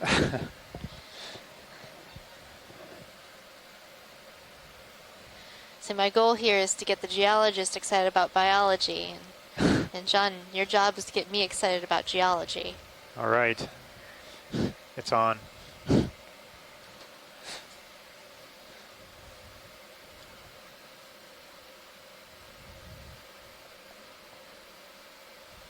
Potentially that one is a little bit to the right of the lasers right now. No, that looks fused. Yeah, that looks stuck. Maybe right up to the left there, to the right left of the lasers now, maybe.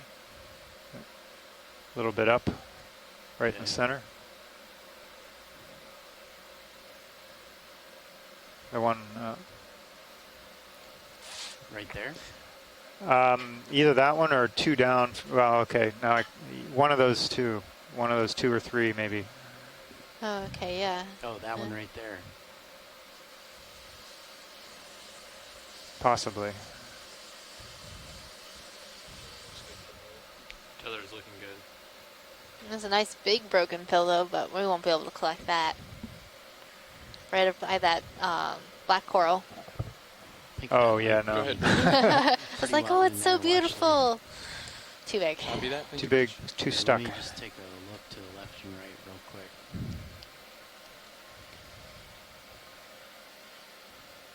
Ship move is complete, pilots. Copy that. I haven't filtered just yet. Yeah, are you moving, co-pilot? Not yet, okay. But it should be any moment. Copy. We called that in at 23:14, so any second. And you're coming back, so I'm going to actually lift up a little bit. So we're seeing a lot of these really beautiful Crinoid corals around here. Like a V, like the lowers? 45? Yeah, the lowers. Definitely. It's getting pretty steep. Get a little bit of clearance here for you. Looks like a bunch of those trails on a rock at the lower left. Oh yeah, I see that, Bruce. They've almost completely cleaned off that rock. Yeah, we're needing to reposition a little here. The slope is kind of taking a sharp jump, steeper. So stand by with us. Okay, I'm going to keep pushing up then.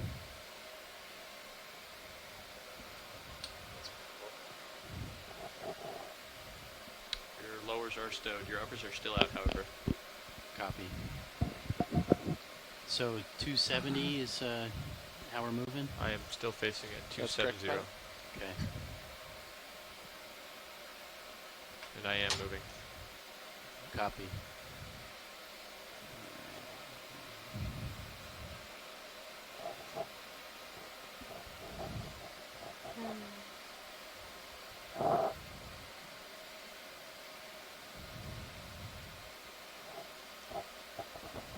That feature could have been an edge.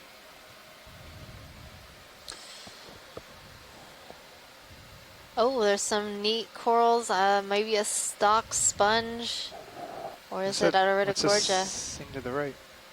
I don't know. That was It weird. looked like a egg. It did To the look right or weird. the left? Yeah, To the right. To the right. There was like this round, It did not look like typical rock. You're getting out there. sort know of what it was. brownish rock. I am. Maybe down there, right Yeah. there. But you That will start round tugging is. Oh, yeah. your bird. I don't know what Super that is. round. It's an Easter egg hunt. Can It go looks in like a real quick dragon on egg. it. Okay, go in for a snap zoom video. Holy smokes. Oh man, it is a dragon egg. What they call a Okay, Yeah. come out video. What was that, Bruce?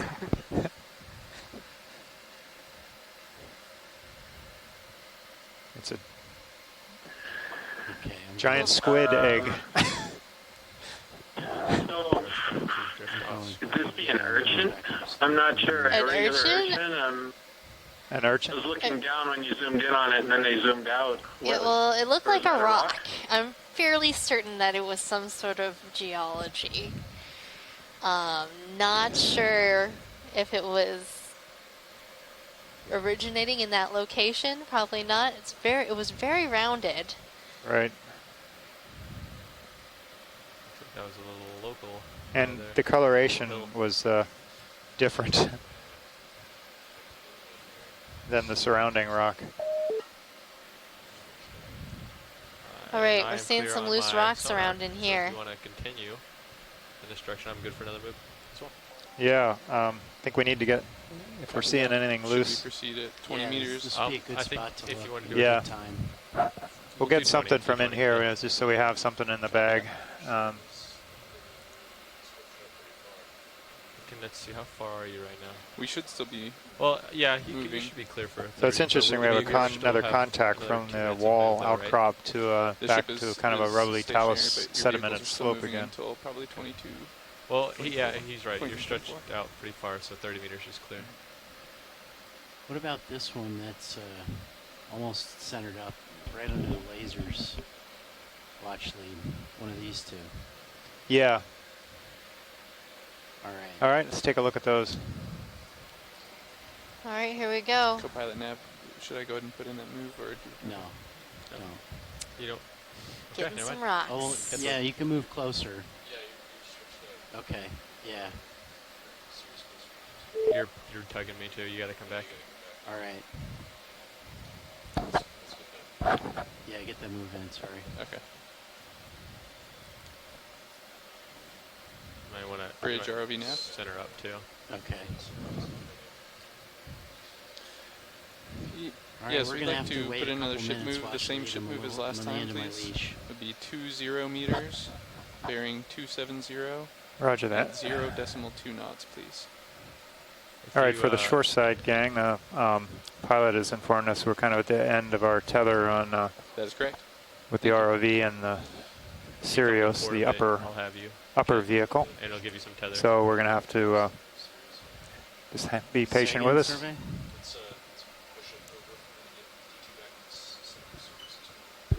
So we're not going to try and collect this rock? Okay. Oh. I mean, I am trying to back up right now. It's also to port, so it'd be forward into Copy, port. thank you, Bridge. Okay. Next ship move is underway, pilots. Copy that.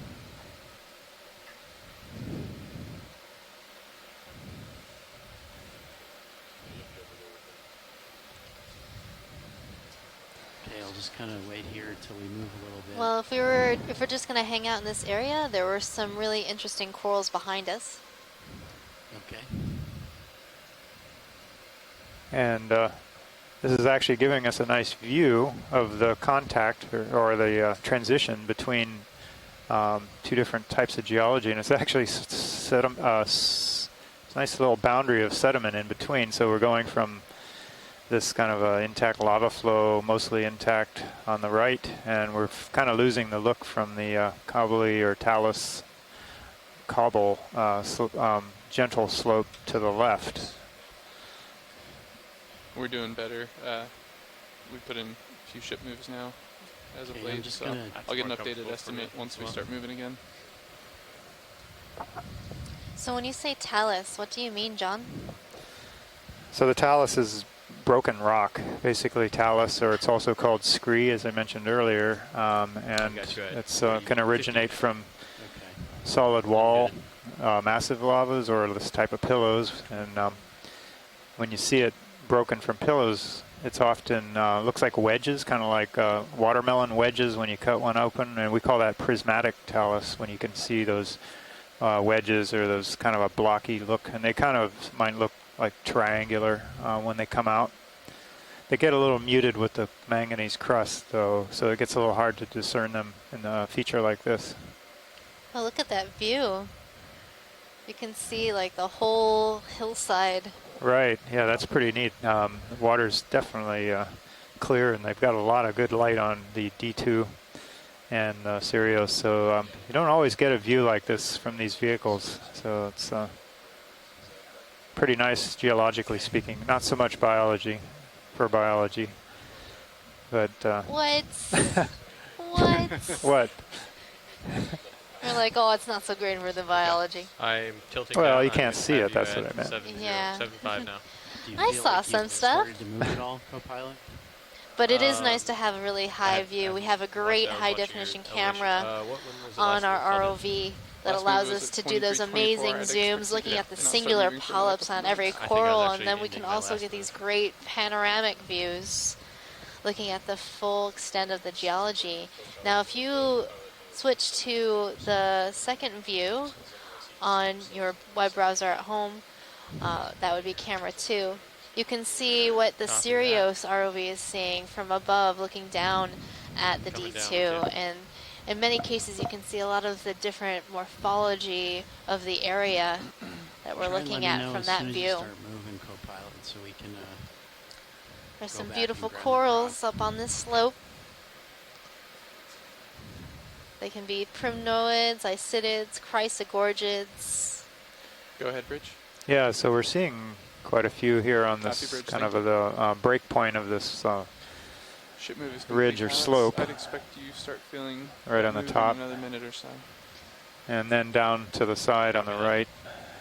I haven't changed camera. You're drifting back. Copy. Yeah, I'm just going to look at these corals until we start moving. Okay.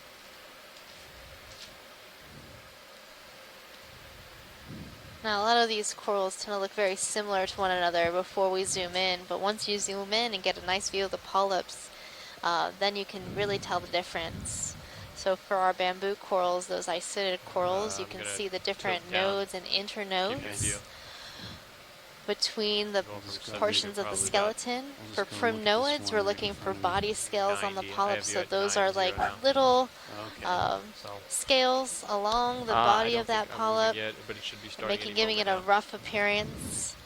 Black corals are not octocorals, but hexacorals, so you're going to have 6 tentacles, 2 long feeding tentacles, and a set of 4 smaller tentacles, make them very obvious that they're different than most of the corals that we're seeing.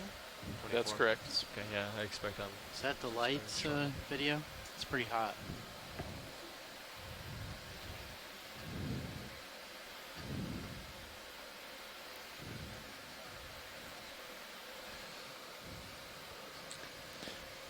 Okay, video, come in partial.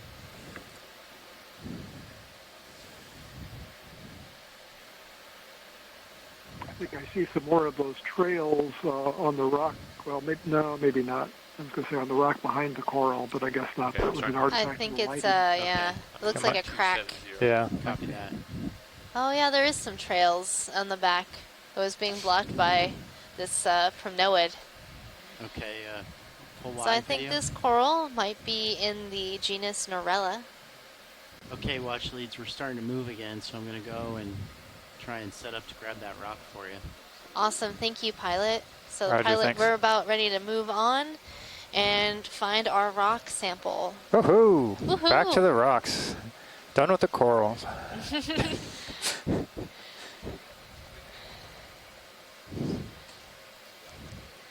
Well, it's a good thing you're a geologist then. Takes a twisted mind. But somebody's got to do it. Yep.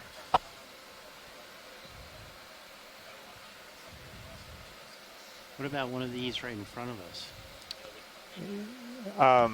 Yeah, that looks, one of those looks good, Pilot. Okay, so push ahead. You get ahead about 20 meters. Good for right I now. kind of like that one to the left, but it might be too big. Yeah, that broken looking pillow. Do we have This one?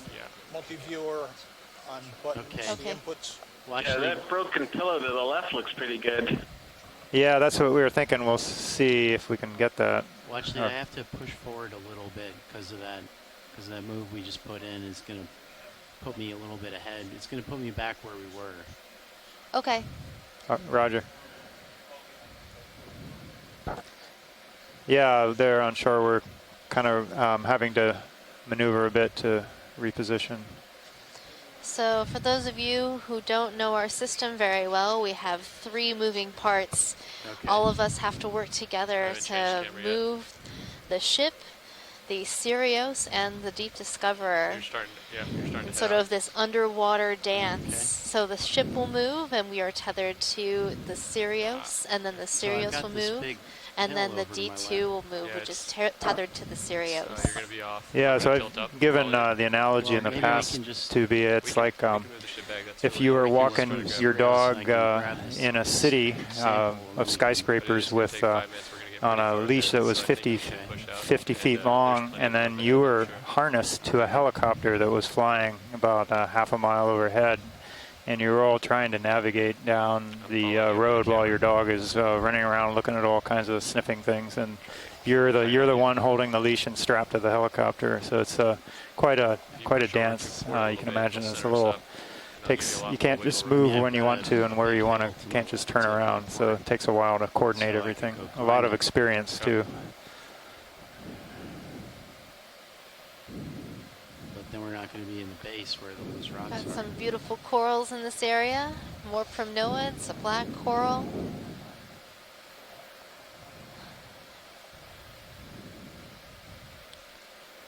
Not seeing as many loose rocks. These all look like they've been crusted over with manganese. Yeah. So, okay, so Nav, are we still moving with the ship? Is still moving? The ship is on station, but I suspect your movement will come to an end shortly if it hasn't. Okay, I am and it's still going to moving. be along 270? That's correct. All right, and what's your rotator angle? I am now at 45. I followed you up to Okay. you're sitting stationary though with the camera. So, So once the ship stops moving,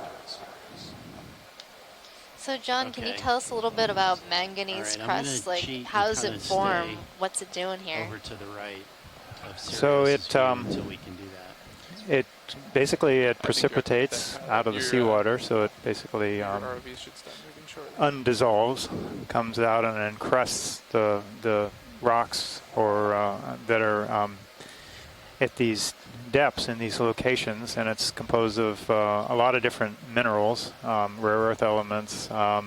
It's got manganese, cobalt, a bunch of other ones, many of copper or nickel, things which are valuable to use, but they precipitate at a very slow rate, so millimeters per Okay, million let's swing years. I can So follow it's you around. very slow, but it can be very dense and very thick, and it has some.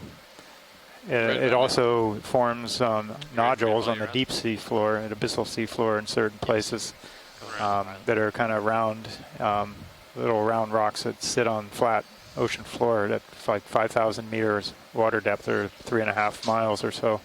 Copy that. Okay, I think that might be those two rocks that we were looking at.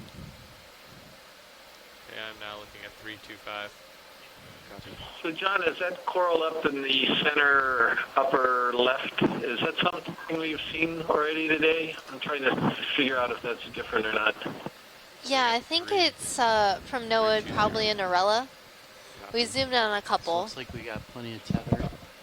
I think we have a dead sponge stock. Yeah, I guess it is kind of leggy. For a moment there, it looked like it was a dense fan, but now I see it. Okay, never mind. So, kind of looking at this rock that's just about to come under the lasers. I'll give you what tether I can here. All right, now we have a nice view of a little sediment patch in between these two yeah, we got outcrops, these two different type of rock fields. All right, let's find a loose one. All right, well then I can kind of just kind of work my way back. There. Yep. So this seamount that we're diving on today has never been explored before, so we really don't know that much about it. Hasn't been dated, or we don't know the actual origin of it. We can make some educated guess based on its position. It's really important for us to get a rock. Yes, and maybe I'm focusing too much on that right now, but I want to grab something that's appropriate. There's a really neat cnidarian right in the middle of the screen coming up. I think it might be a type of sea pen. I'd rather be going forward to do this.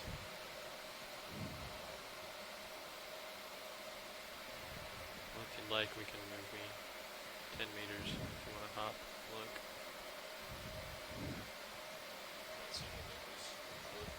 No, not quite yet. Yeah, maybe we want to do that. Do a 10-meter move at 333. Okay. I'd be okay with that. I want to watch my port here. Actually, this would be a great time to put that line there. We can. Where do you want that line actually? Just right there on my port side. Where Okay. we are.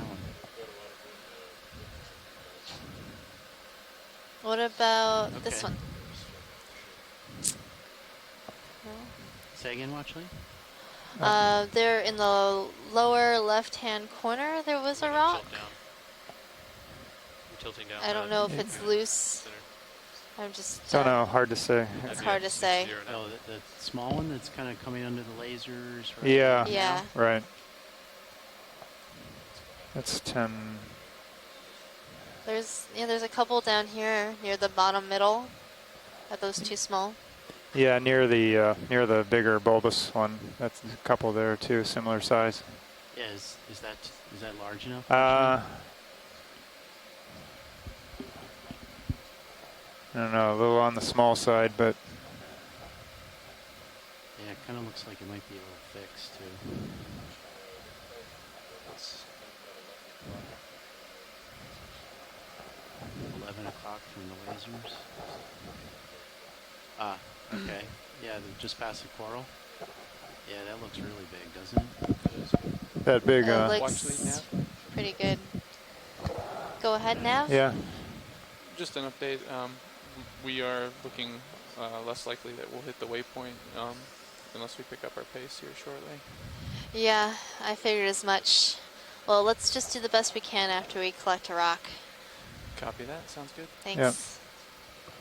So, your hydraulics are up. Is that too big? I think it is.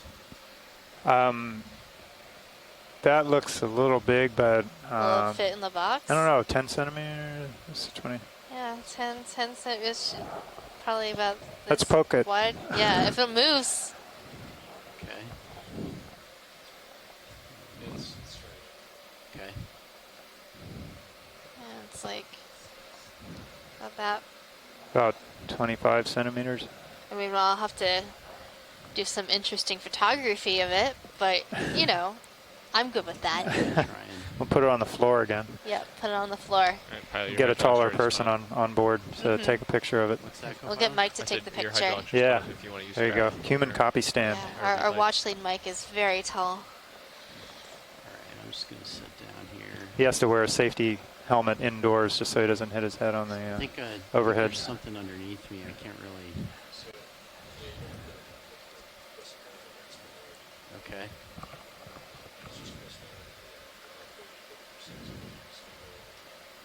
Well, I think there's like a couple of rocks underneath me that swing me when I push down at all.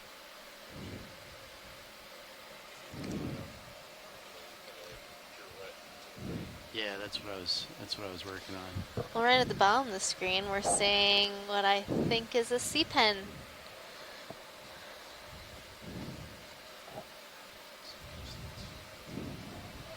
Anybody on shore watching have any idea what kind of sea pen that might be? Or maybe it's a Anthomastus? I can throw out a guess, Megan. It sure looks like a Cophobelemnon, possibly Cophobelemnon styliferum, but I'm used to seeing that type of sea pen at quite shallower depths, even in the 200 to 400 meter range. But they tend to be kind of small to the low to the ground. They have very few polyps, so these are real long and few polyps. There may be only 5 polyps on this thing. And then the tentacles have got filaments, I think, off of it.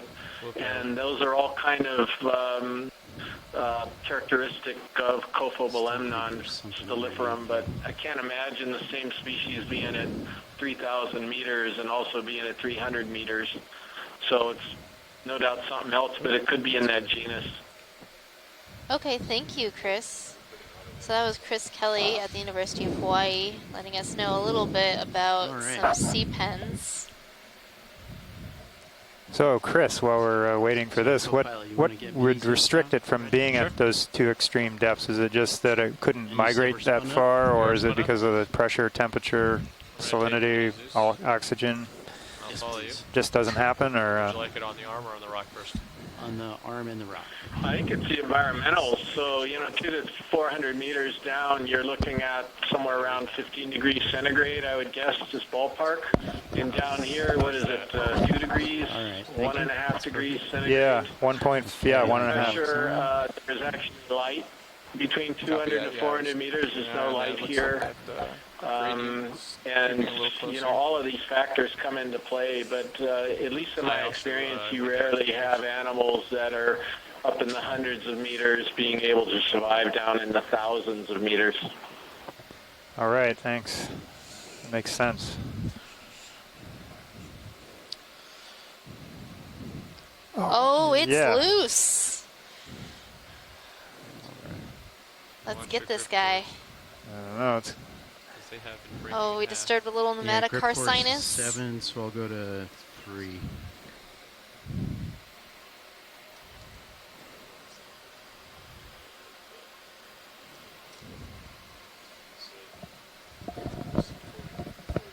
Yep.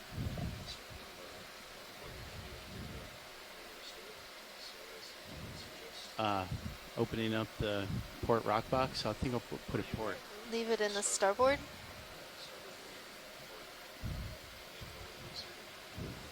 Okay.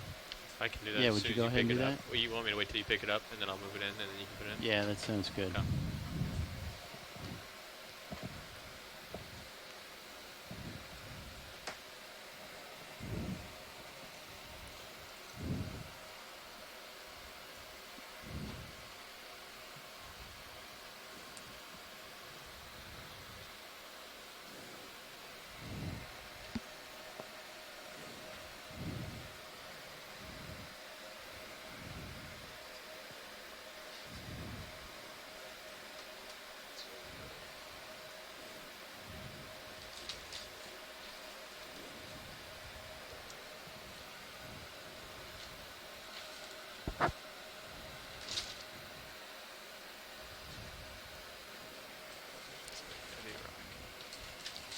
Look at that beauty. That is one rock.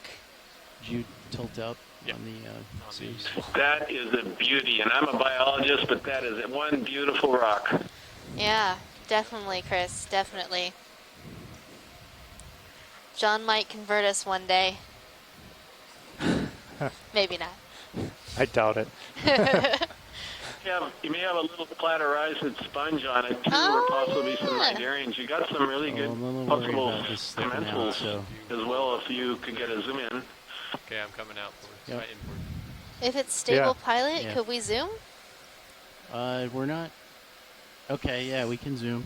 Yeah, just zoom in on the rock and get a good close Yeah, up. then go ahead and bring it inboard. Co-pilot. Full inboard. Pilot, which box is this going in? It's going to go in the starboard rock box. Roger that. It's ready when you are. Is that ready to tilt up? Yeah, there's a lot of stuff on here.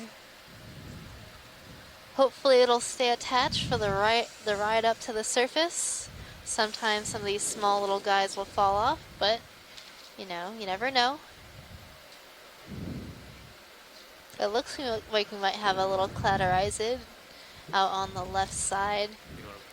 Yeah, now this looks like a piece of this prismatic talus that's coated in manganese. You see the angular, triangular part Actually, on the top. when you're ready, I'd like to put it in the box so the grip isn't super secure. Watch leader, are you okay with the zoom? Yes, we're good with the zoom. Thank you. Copy that. All right, we're going to stow.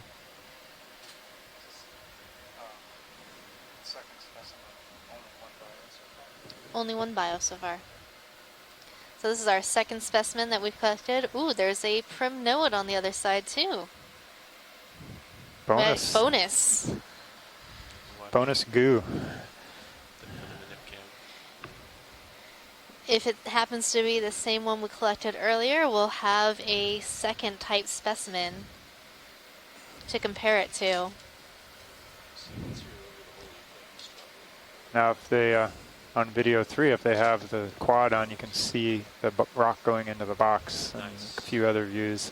Clear? Perfect fit. Yeah. Thank you. I love it. It's great.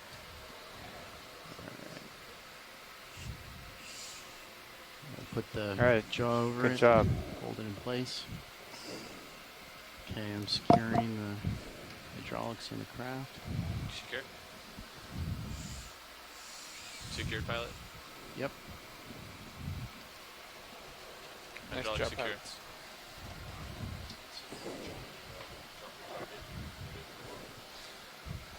Awesome job, Yep. pilot. We got Thank you, actually. specimen R2, Geo, yep, and starboard forward. All right, Nav, Okay, let's I'm gonna try take to my make it cameras as far back. as we can. Okay. Are we going to do a little bit more exploring around this point, pilots, or shall we? I think we can. Let's do one snap zoom on this coral here right in front of us before we leave and then head out. Go ahead and video. Yeah, and the onshore scientists, if there was anything else you wanted this area, let us know. Otherwise, we will move upslope. We're running a little behind with all the maneuvering around and taking our time. So give us a shout. Otherwise, we'll move on up. Yeah, this looks like it might be a different kind of sea pen with a ophiuroid attached at the bottom. So we were heading in 270. There's a little squat lobster on the rock behind it. Back up at 27. Probably another Immunodopsis.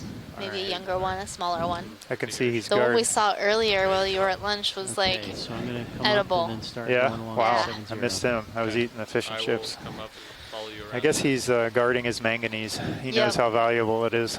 He sure does. So why is manganese so valuable? Maybe Well, just it's looks got quick and set strategic up, metals in it but and it's gonna be a things that 270, and we'll look at the sonar. are on land, but eventually in short supply. And also, some of the places these minerals come from are somewhat politically unstable now and again, or unfavorable to other countries who might want them. So it's a little bit of a political game, and part of it's just the cost of metals and materials, and I think we still want to continue west a little bit. why somebody might be interested in one's offshore at certain times. There's a big rock. Copy. Copy that.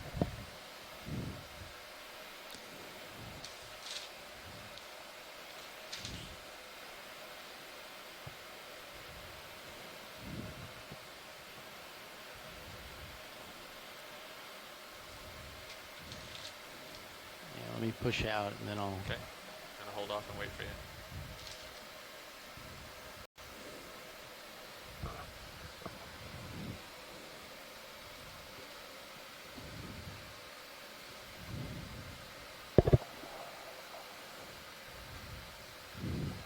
I'm only at 290, so I'll still have to keep coming around.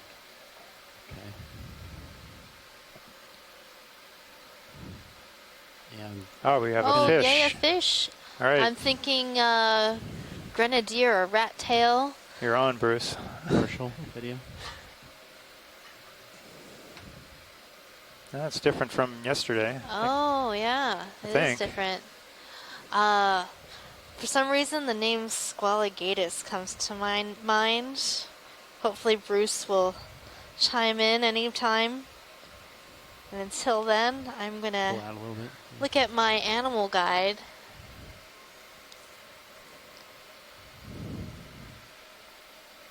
Well, I'm hoping to get a little better view of the sight of the fish, but it's not cooperating. It's not a grenadier, not a rat tail, because they have a separate small dorsal fin that's short-based up near the front of the back behind the head. This is another cusk eel. The patterning on the fins that I see is a little bit like the Basogigas that we saw before. That's why I was hoping to get a side view. The head shape on this one looks a little different, though, and the gill cover morphology looks a little different. It also looks like it's got a very small eye. On the very rounded, smooth head suggests to me that this might be a different genus of cusk eel with a rather similar name to the one that we saw before. This genus could be Basozetus. Now the fish is turning. I don't know if it's possible to zoom a little bit. But I think it's probably Basozetus. And the other thing that makes me think that it's Basozetus instead of Basogigas is that, okay, that's definitely Basozetus. This one's swimming a little further up off the bottom. That seems to be a characteristic of the Basozetus compared to some of the other cusk eels. I suspect that these forage more on small animals that drift in the current above the bottom. You can see those modified pelvic fins, the fins on the belly up toward the head on the bottom of the fish that are just thread-like fin rays without a membranes in between. They're not fan-like. There are a number of species of Basozetus. There are 3 or 4 that have been recorded from this part of the Pacific, and there may be more that we don't know about. So we can't really come up with a guess about the species. So you see this one's got a smaller eye, a more rounded head than the one that we saw. The head's not as depressed, not flattened on top as the one that we saw previously. So a cusk eel in the genus Basozetus. Thanks, Bruce. Yeah, now that I see him clearer, I can definitely see how he's a Basozetus.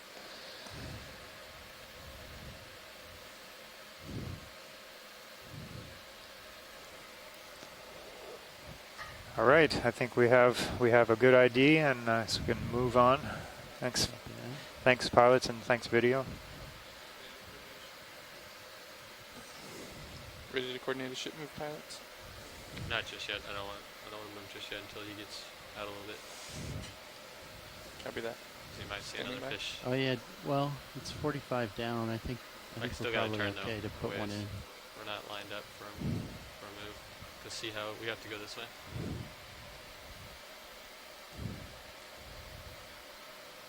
So John, I had a stupid question. Go ahead. We love stupid questions. They're the best. I can't remember. I think this came up before in one of the other dives in another location, perhaps even a year ago or so. But at least in some of these sites, the pillows come out pretty small. And it seems like the deeper you go, sometimes it looks like the pillows are smaller. Is this just imagination, or is the greater pressure actually constraining sort of free flow of lava at these depths. Because these all look like they're tiny pillows to me. Even if it's going up and down? Yeah, that's a good question. I don't remember reading anything about that effect. I mean, it has effect on how gassy the lavas can be, the pressure. But with the extrusion of volcanic material, I don't think it does. I don't have a good answer for why, you know, they're smaller here than others, other than the flow rate of the lava. I don't know if Thomas is still on and he has any comment on that. But if we're going to go a little bit north, I'll go... It'll be the same. Yeah, actually, I do. Thanks for asking. I got a friend who does lava morphology, and she does a lot of really cool experiments with freezing waxes. But the breakout and the size that a toe can grow to before it or a pillow can grow to before it breaks out again does depend on the pressure that it's under, but also the temperature of the water that it's erupting into, and the kind of the chemical composition of the lava. So a lot of it has to do with the viscosity and how much dissolved gas you have in there. So you could definitely have a relationship between depth and the size of the pillow, but I don't know if that would be controlling it in every case. Okay, thanks. That's pretty interesting. I know on some places like Loihi Seamount on off the Big Island of Hawaii, which is the summit's about half a mile down, 1,000 meters. We see some really big lobate flows, or like gigantic pillows, and then some really large pillows that go for a long way. So those are 2,000 meters shallower than here, and so that may have an effect. Of course, that's a different lava type and so on too.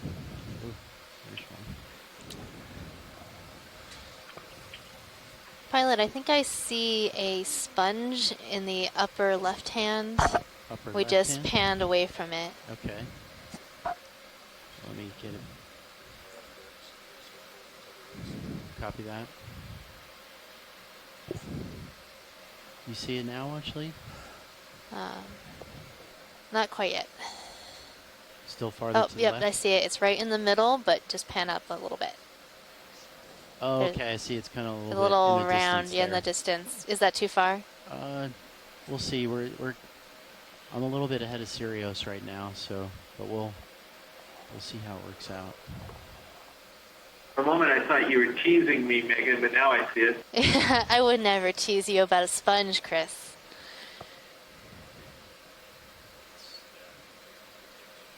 Oh, it's on a stalk. Partial video?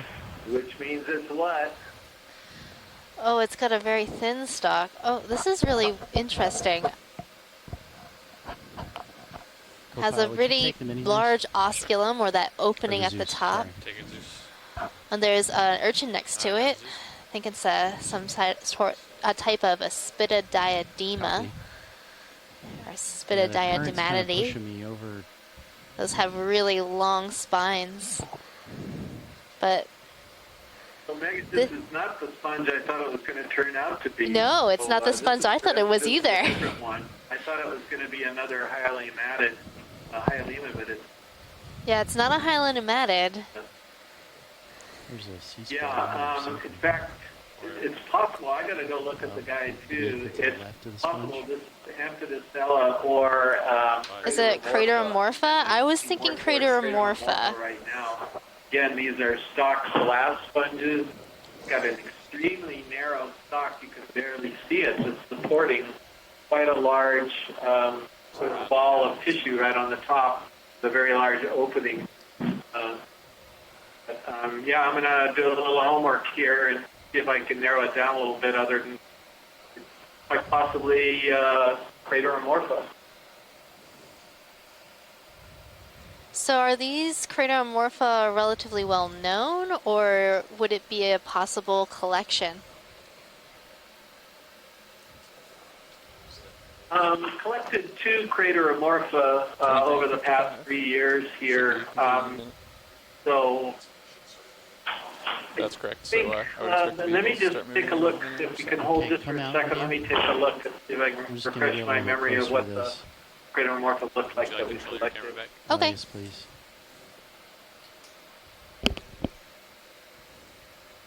Is this something that we're interested in watching? Well, yeah, let's give Chris just a moment to look it up, and let's look at another coral in the area while we're waiting.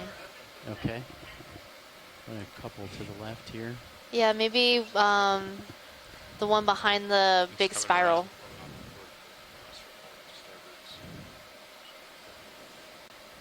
Say again, Watchley?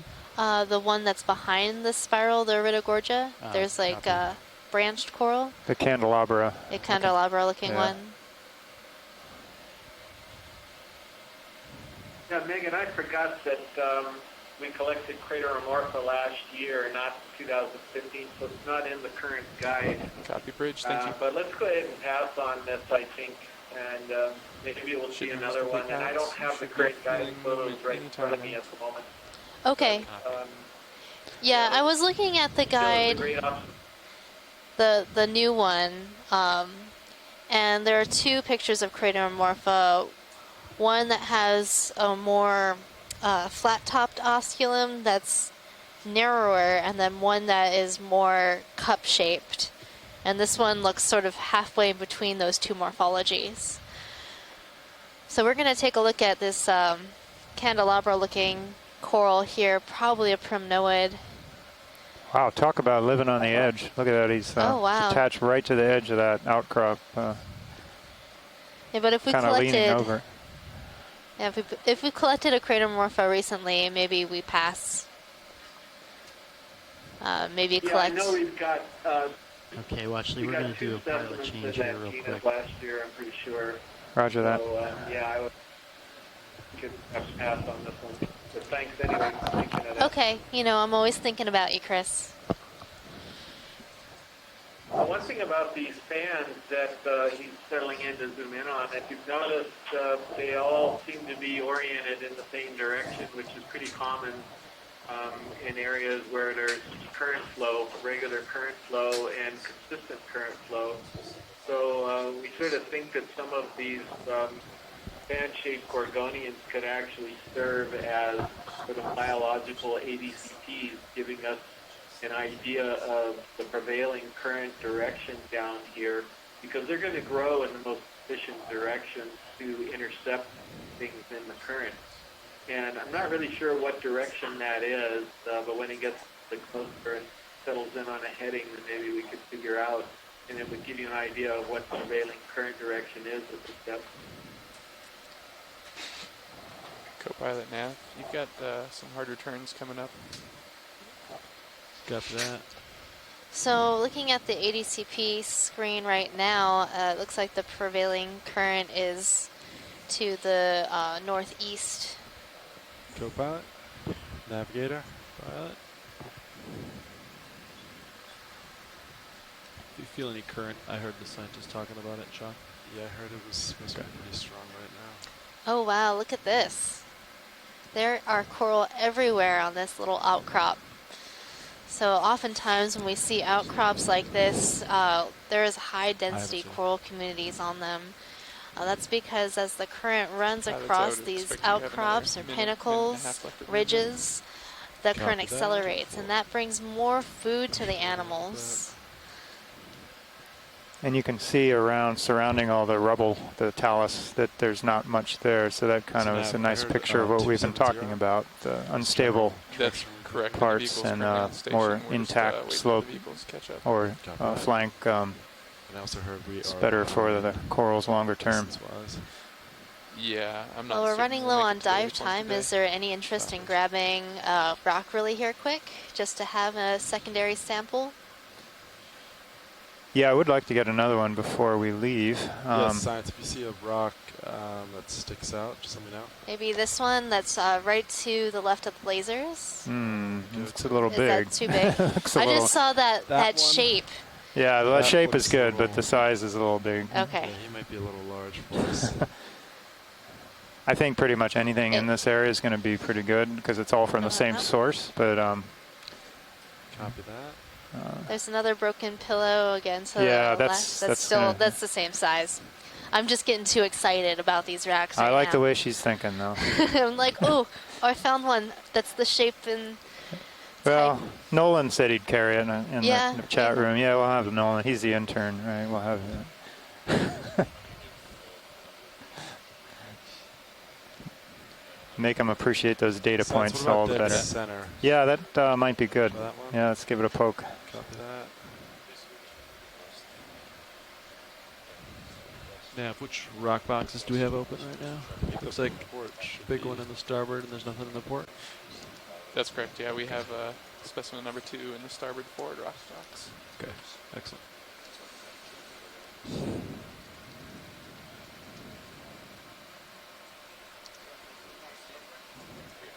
Hydraulics are out. Nice.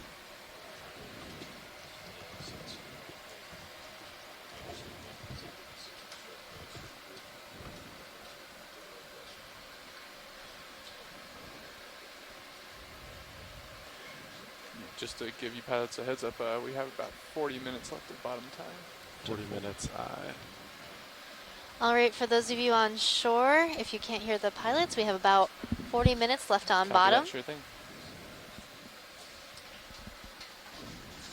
We are currently changing out positions up in the front row. And shortly we should be finding and looking around for some rocks and a secondary biological specimen before the end of our dive here today. Yeah, well, we've been a little lax getting introductions going around to our team that's driving everything here. Megan and I are kind of getting up to speed ourselves on the whole process, but we have at least 3 people in the command chairs. We have a navigator, a lead pilot, and a co-pilot, and then we also have a couple video people that are kind of controlling the cameras, zooms, and taking clips. So when we get a chance, we'll maybe have them introduce themselves on the line. But it's definitely not Megan and I doing the driving and the manipulating.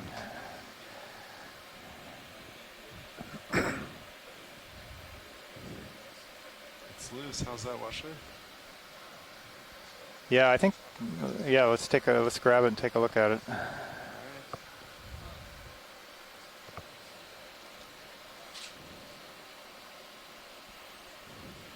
Do you want to open the box first, or? Oh, actually, yeah. Let's go port wing. Reminder, sorry, Washer, I have to open the box first. So port forward rock box. Yeah. All right. It's all the way in.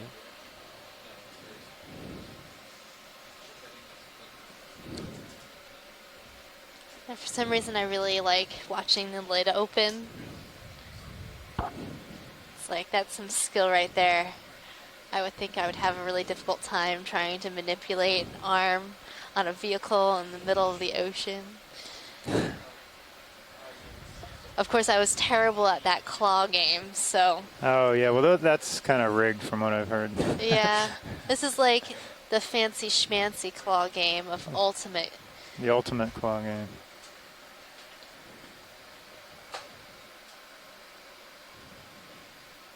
So I'll carry this rock for you, John. Oh, I think I got it. It's only 10 centimeters. Yep, a perfect size.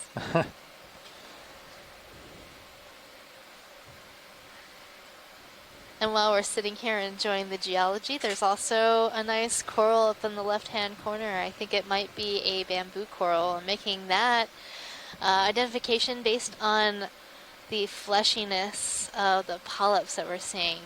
Of course, from this view, I can't really see the different nodes and internodes that really characterize the bamboo corals.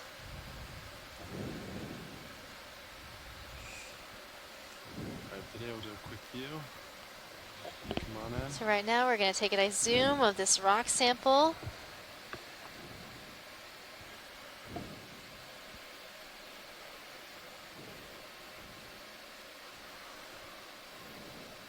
Hopefully this guy, oh, it's got a little commensal. Looks like a hydroid, hydrozoan attached there on top. Hopefully he'll hang on for the ride to the surface.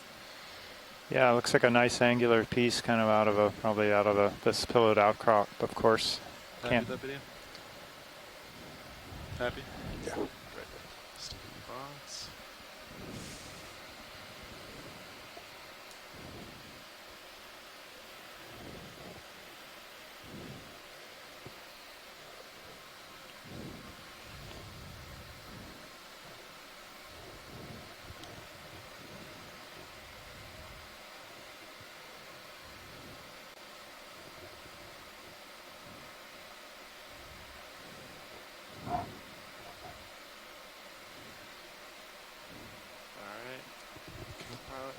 All right, great job. Got a rock in the box. Nice. Rock in the box. Rock on. I like it. Rock on board.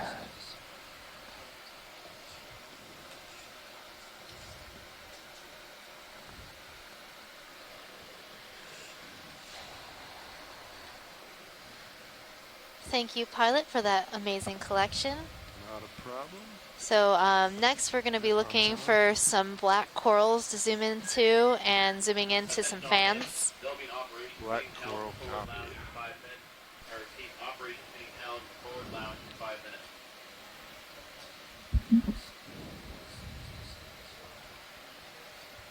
Is there anything on screen right now you want zooms on, Science? Or do you just want to call out? We're going to want to look at some of the fans that are on this outcrop in front of us. And then if you see anything that looks like a feather, Bathypathes or black coral, we would like a zoom on that. Copy that. Yeah, anything that Yeah, sticks this out, guy just, off to the right looks good. Get there.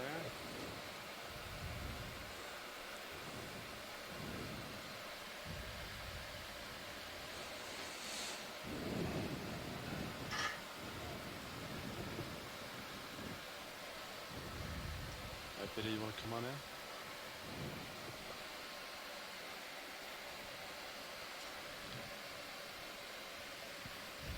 So I think we're seeing two different primnoid corals. The one to the left looks to be like a Norella, and this one on the right, let's see, it has a lot smaller polyps that are facing downward. Might be a different species of Norella, or perhaps a Paracliptophora. Yeah, 270. Still looks like a good direction. I think this could be Norella again, Megan. Norella? Let me know when you looks feel like okay it to me. for Could 30 be minute, even something 30 like meter Norella dichotoma with the base that's clear of polyps. Yeah, actually, there's a delay. And it looks to me like clear, so sort I'll of put it in exhibiting now. dichotomous branching. 5 to 7 minutes worth. Yeah. Pilot, can we zoom in on that stalk on the right side with the little anemones coming out of the top? Yeah, right in the background. You do zoom from here, and then I can reach around and get closer. If need be. Oh, this is interesting.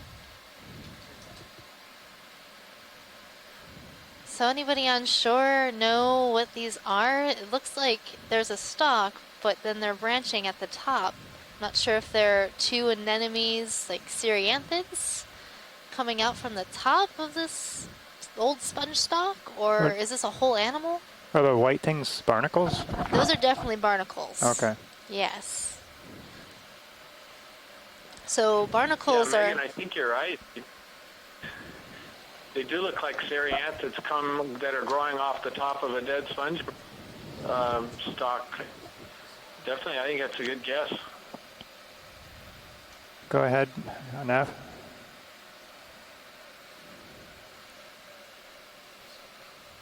Is that all the zoom we have?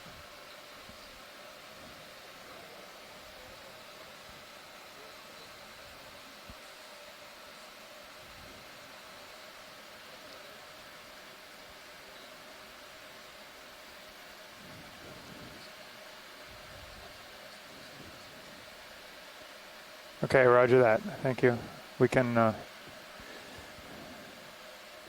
think we're ready to move along. Yep. Yep, ready to move along? Awesome. Yeah, shoreside, we're still running a little behind on this one, so we're going to move along to try to get closer to the final waypoint, which is near the summit of this ridge-like volcanic construct. And along the way, we're going to look for some black corals, some bathypathes, heteropathes to zoom into. I've been seeing some yellowish or brownish colonies that looked interesting, so I'll keep my eye out for those and try to get some snap zooms. Anybody on the chat line or on our telecon line want to call in and just shout out for our last biological specimen before we reach the end of our dive, let us know and we will try to collect that.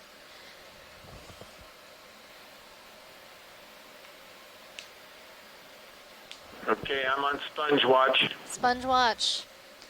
All right, if you put it to a musical theme or a rap or something, we might give you a little preference. Yep. The sponge song. The song of the sponge. Though I do like the idea of raps. We should come up with some animal raps. Short and sweet. Yeah. I'm not a very good rapper. It'll all be all you, John. Counting on you. You'll be counting a while. Oh, man.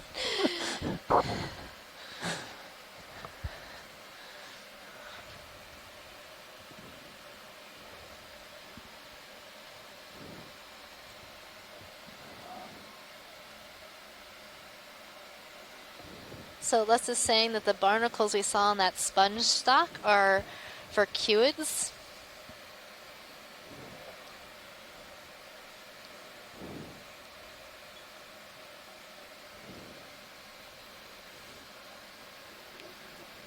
What are vercuids?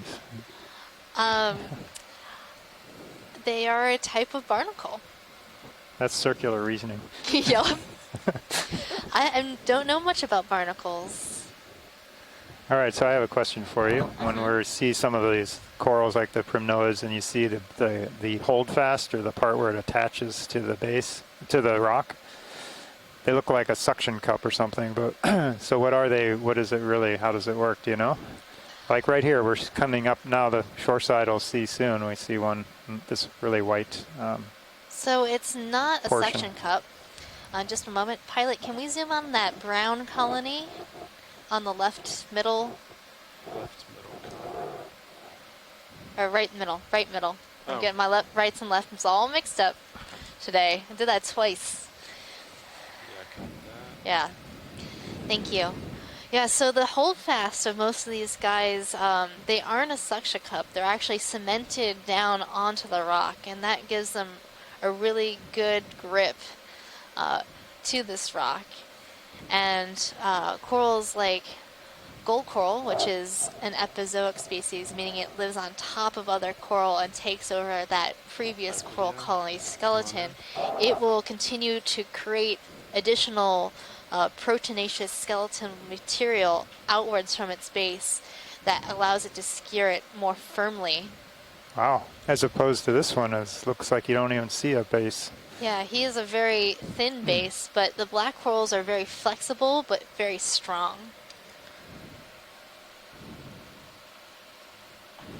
So Megan, this one looks like Starapathes to me. I don't know if Tina's still on or not, but with that the coloration, it's a little difficult to tell because you're not really seeing any side branching is one of the characteristics, but just the coloration of it looks like it could be a young Starapathes. Yeah, it reminded me of Starapathes too. A lot of times these Starapathes have that brownish color. But like you said, I'm not seeing the side branching that is typical of this genus. I just asked if we wanted to collect this.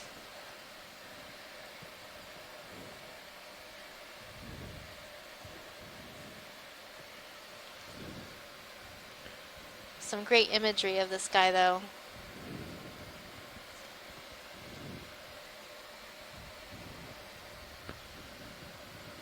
a sense. Yeah. If we want to collect this, we might have to be quick with it, just because the ship is moving. Right. And at this depth, it'd be tough to move the ship backwards. Right, understood. Wasting a lot of time. Well, let's not waste too much time. Let's move on. Copy that. I've seen a couple of these, so if we run into another one. Yeah, let's go ahead. We can, hopefully we'll see. Video, if you're But happy. right now we have some Later on. great imagery of this coral, so that'll be good for identifications as well. Copilot, I'll center and push forward a little. 10-4. Co-pilot, the ship just stopped moving, so you should have about maybe like 5 minutes left. Copy. 5 minutes left to move.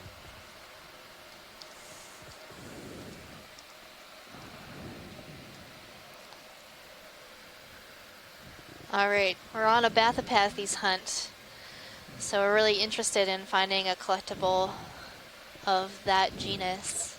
So Bathypathes generally look a lot like that coral that we looked at just now. It has that sort of side-branching feather-like look. But the Bathypathes from these depths are still a little bit unknown. We'd like to study them a little bit more. I know a fun fact about Bathypathes. Yeah? What's your fun fact? It lives on bathymetry. Oh, does it? Yes. Go Bathypathes. It loves its geology.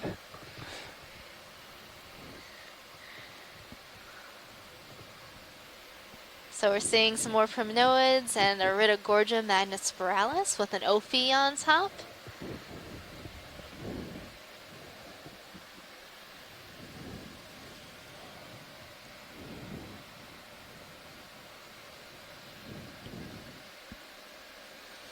Probably a Norella up on the left side. There is a fish, middle, upper center. Ah, yes. All right, Bruce. All right, video zoom from here as I approach. Looks like he's swimming sideways. Oh, I think it might be... Looks more eel-like yeah, than the other looks ones like we've an seen. eel. Synaptobranchid eel. Probably the genus this one's interesting. Well, actually, you were good with Synaptobranchid eel, but this is an interesting one. Yeah, he looks because, weird. It's not a Synaptobranchus. This is in the genus Iliopus, a different subfamily. You can see it's got a much rounder snout than the Synaptobranchus. Also, the lower jaw is kind of underslung, and it's got distinct pores of the lateral line, the sensory pores on this side, which are all characters that kind of help separate it for identification purposes from the genus Synaptobranchus. These are called arrow-toothed eels. That's pretty hard to turn. And it was quite a surprise to see these on Should the be almost done Okeanos with this one, Explorer I think. expeditions in the Pacific. We're still within the region of the biogeographic region of the Hawaiian Islands. And this genus Iliopus hadn't been recorded from the region of the Hawaiian Islands before the Okeanos expeditions in 2015. So here we have another example. There are several species in the genus that are rather difficult to identify. There's an expert on the group in Florida, Ken Sulak, who's helped us a lot with identifications, and that was a really good imagery before from the side of this eel, so that should help. 10 so seconds it's or so. a robust I'd like you eel. to It's got the sort of false impression of a distinct caudal fin, the tail fin that Synaptobranchid eels have. That's the result of the flexing of the continual dorsal and anal and caudal fins that you see in most eels. A little hard to describe. But that appearance of a distinct caudal fin in the eel is I'd like you to come up. kind of characteristic of the Synaptobranchids. But the very rounded snout, the puffy snout, the lower jaw. Yeah, I was going to ask about that. What's up with that camera up there? The upper jaw. It's a low light camera. The Let's check this out. pale lateral line pores indicate that it's a arrow-toothed eel, genus Iliopus. Thanks, Bruce. Aren't synaptobranchid eels also known as cutthroat eels? No, that's true. That common name is generally applied to the subfamily Synaphobranchinae, the other subfamily. So the Synaphobranchus species, Synaphobranchus, Histiobranchus, and a couple of other related genera are all called cutthroat eels because the gill openings are placed very low down on the throat, close together on the bottom of the throat. The subfamily Eleophini that the eel we just saw is in have the gill openings a little higher up on the sides of the head, and so they're not called cutthroat eels, but instead are called arrow-tooth eels. Oh, okay, Bruce, that's cool. I thought all the eels in Synaptobranchidae were called cutthroat eels, but it's just the Synaptobranchinae instead of the Eleophinae are the arrow-tooth eels. Correct? I believe that's true. I think I be... sometimes get these details wrong, so maybe somebody else could chime in, but that's my understanding of it, yes. I don't know where, I mean, it seems like we're actually climbing makes into sense to this me. mountain, right? Say it again? What would you say, Copilot? So slope slightly to my left, slightly to my south. Pilot, watch lead. Pretty steep to be right here. There's a Bathopathes to the right, and it's actually right this time. Can we zoom out on that? Yeah, copy that. Is it the, is that what you want? Come in the center?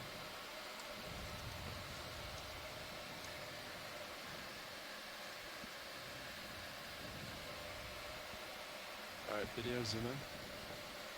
I see some of those dark trails on the left side of the screen, too. Oh yeah, I saw a bunch of those left trails. I'm seeing some behind this coral too, but I don't see any of those monoplacophorans.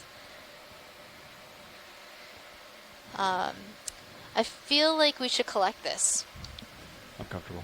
Watch that. Yeah, we can do that if you'd like that, Washer. Yes, let's collect this. I'm pretty sure it's a Bathopathes. Fernando, what boxes are open? And there has been a request. Chris, if you're on the line, can you confirm that you think this is Bathopathes? Everything on the starboard side if you want. Starboard's open? Yep. I think it's Bathopathes. So I didn't see the request.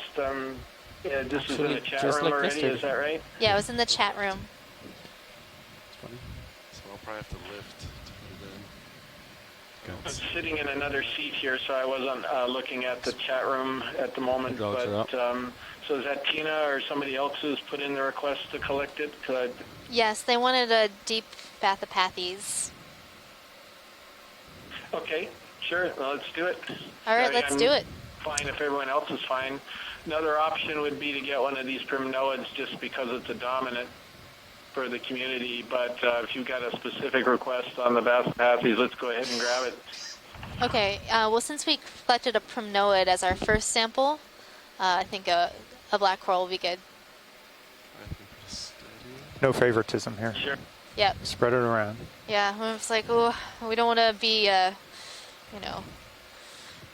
Overpluck them. Overplucked, yeah. Just trying to think of a good word, and it's just out of them.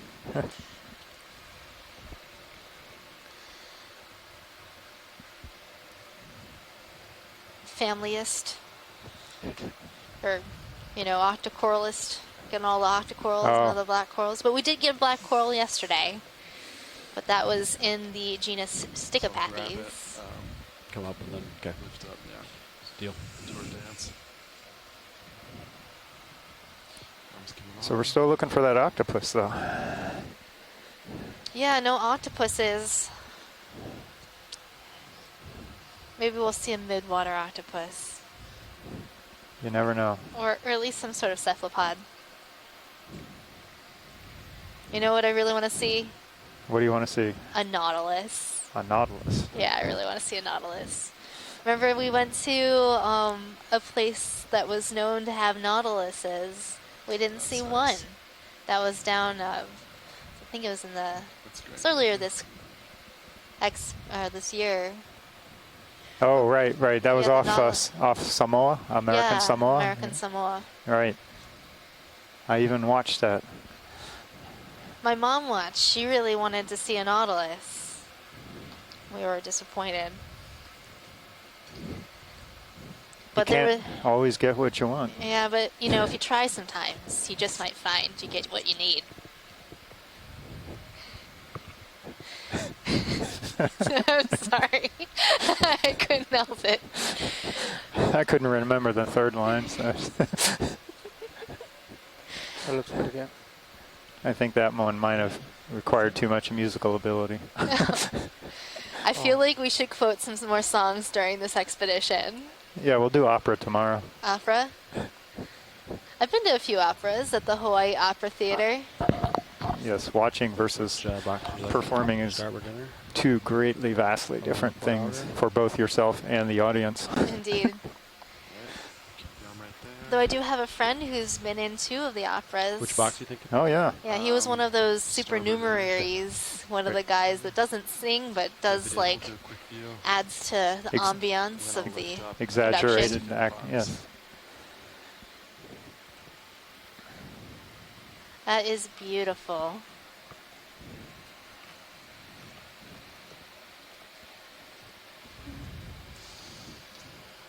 All right. Are you getting this one, or do you want me to get it?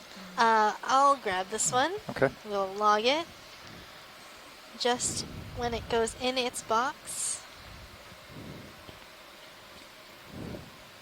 18-meter delta. Back to sample collection. Yeah, watch these. I just have to lift off real quick to stick in the box.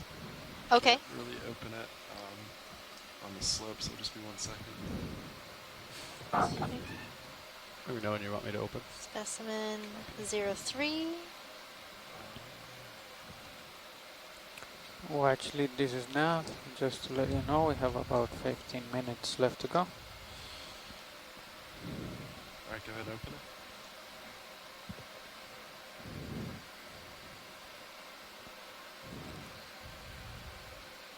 So we're going to put this in the starboard? Yeah, I think starboard inner.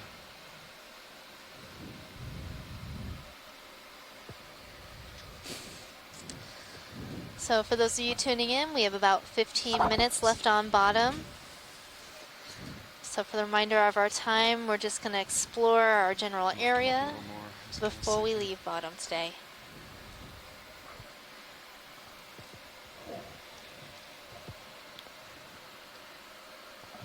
Coming up with you, just to be safe. Yeah,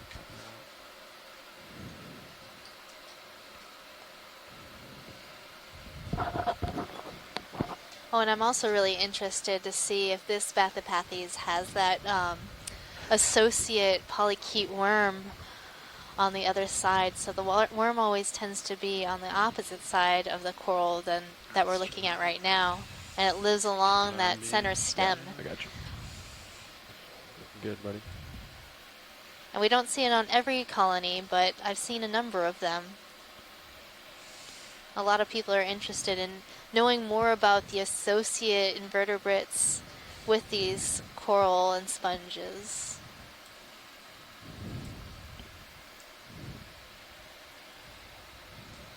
That'd be a good name for a consulting firm, Bathypathes and Associates. Mm-hmm. Sounds very dignified.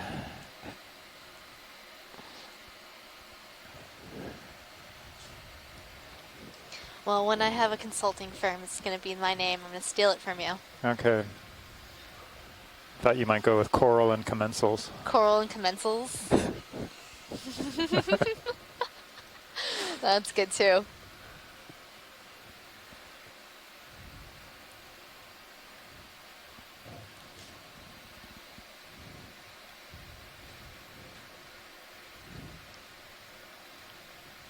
We can think of some good band names. There you go.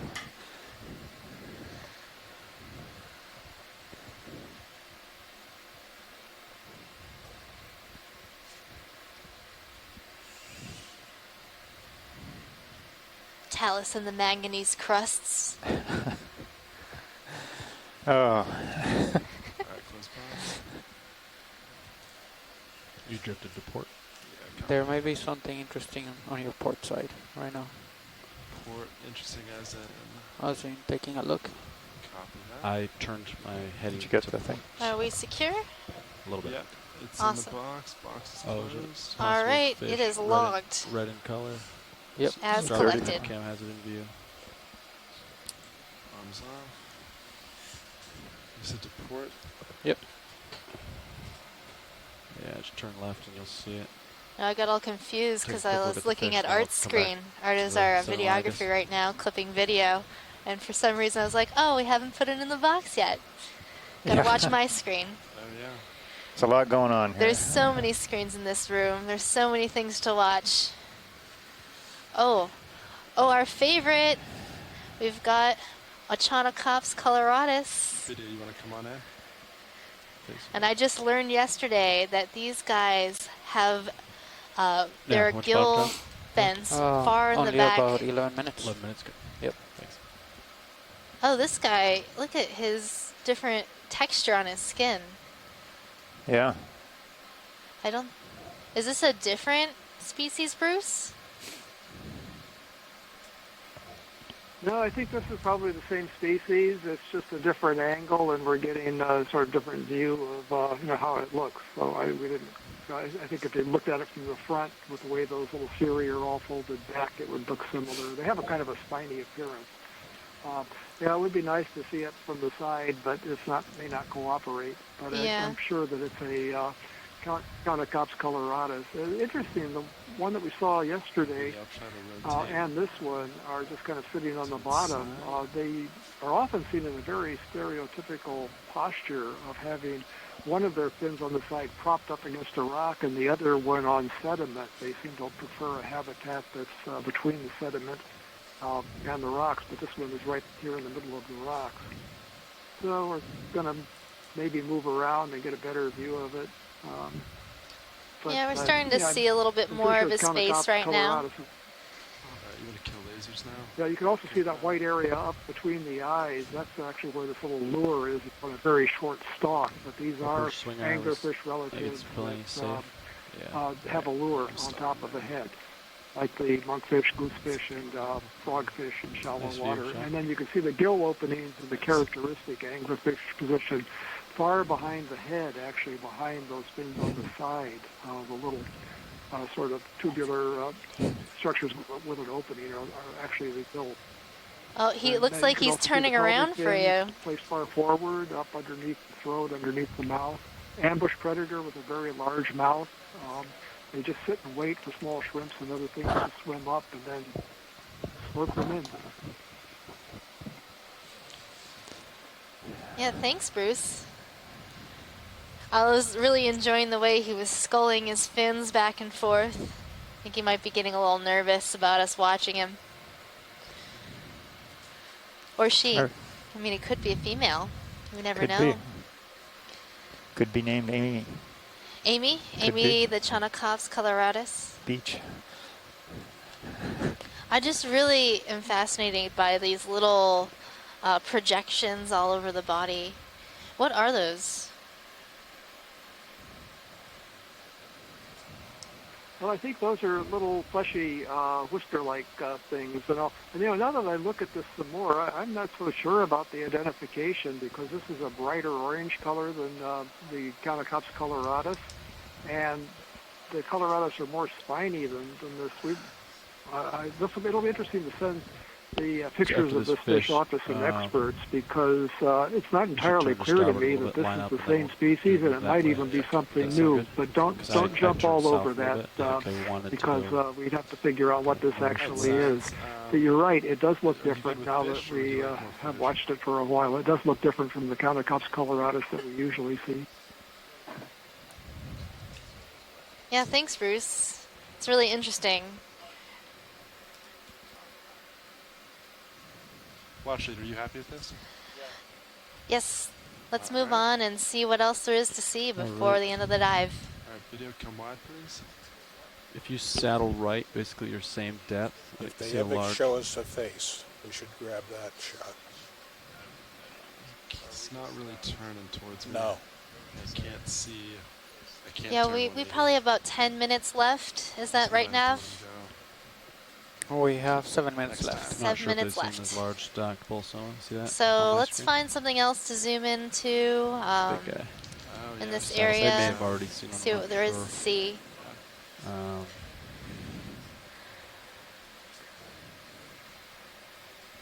I'll turn my heading with you as you saddle right, and then we'll line up on 270. Copy that. And we might have time for one more move.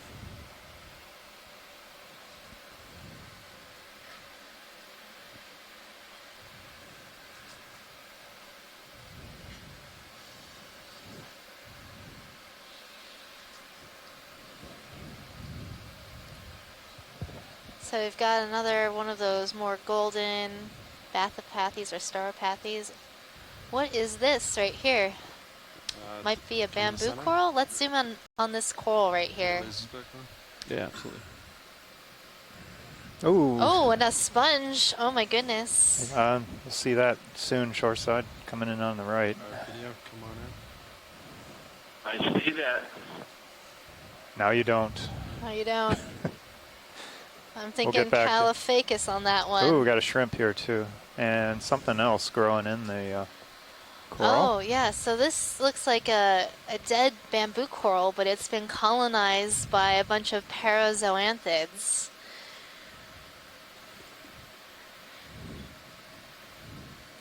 And what are the parazoanthids for the viewers at home? So we have two different ones here. We've got the yellow and a white version of parazoanthids, and they tend to live on top of other corals. Earlier I was talking about the gold coral and how it's epizoic on other species, meaning it lives on top of other species of coral. That is a parazoanthid. This is not a gold coral, but a different type of parazoanthid. Sinus Shrimp up our left. So after a coral dies, it can be home to more animals, so it doesn't stop being part of the habitat.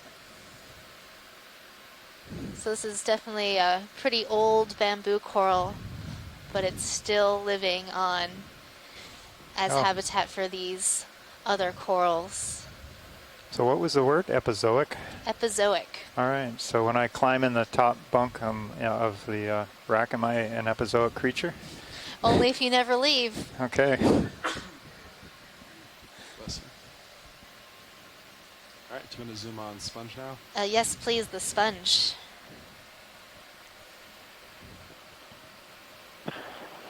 All right, Megan, I'll bet you know what type of sponge this is. I think it's a Caliphacus oxydiscus,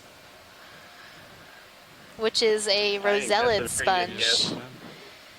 So it is a glass sponge in the family Rosellidae. And you can know these sponges by their nice thick stalk that's coming into the underside like a little mushroom.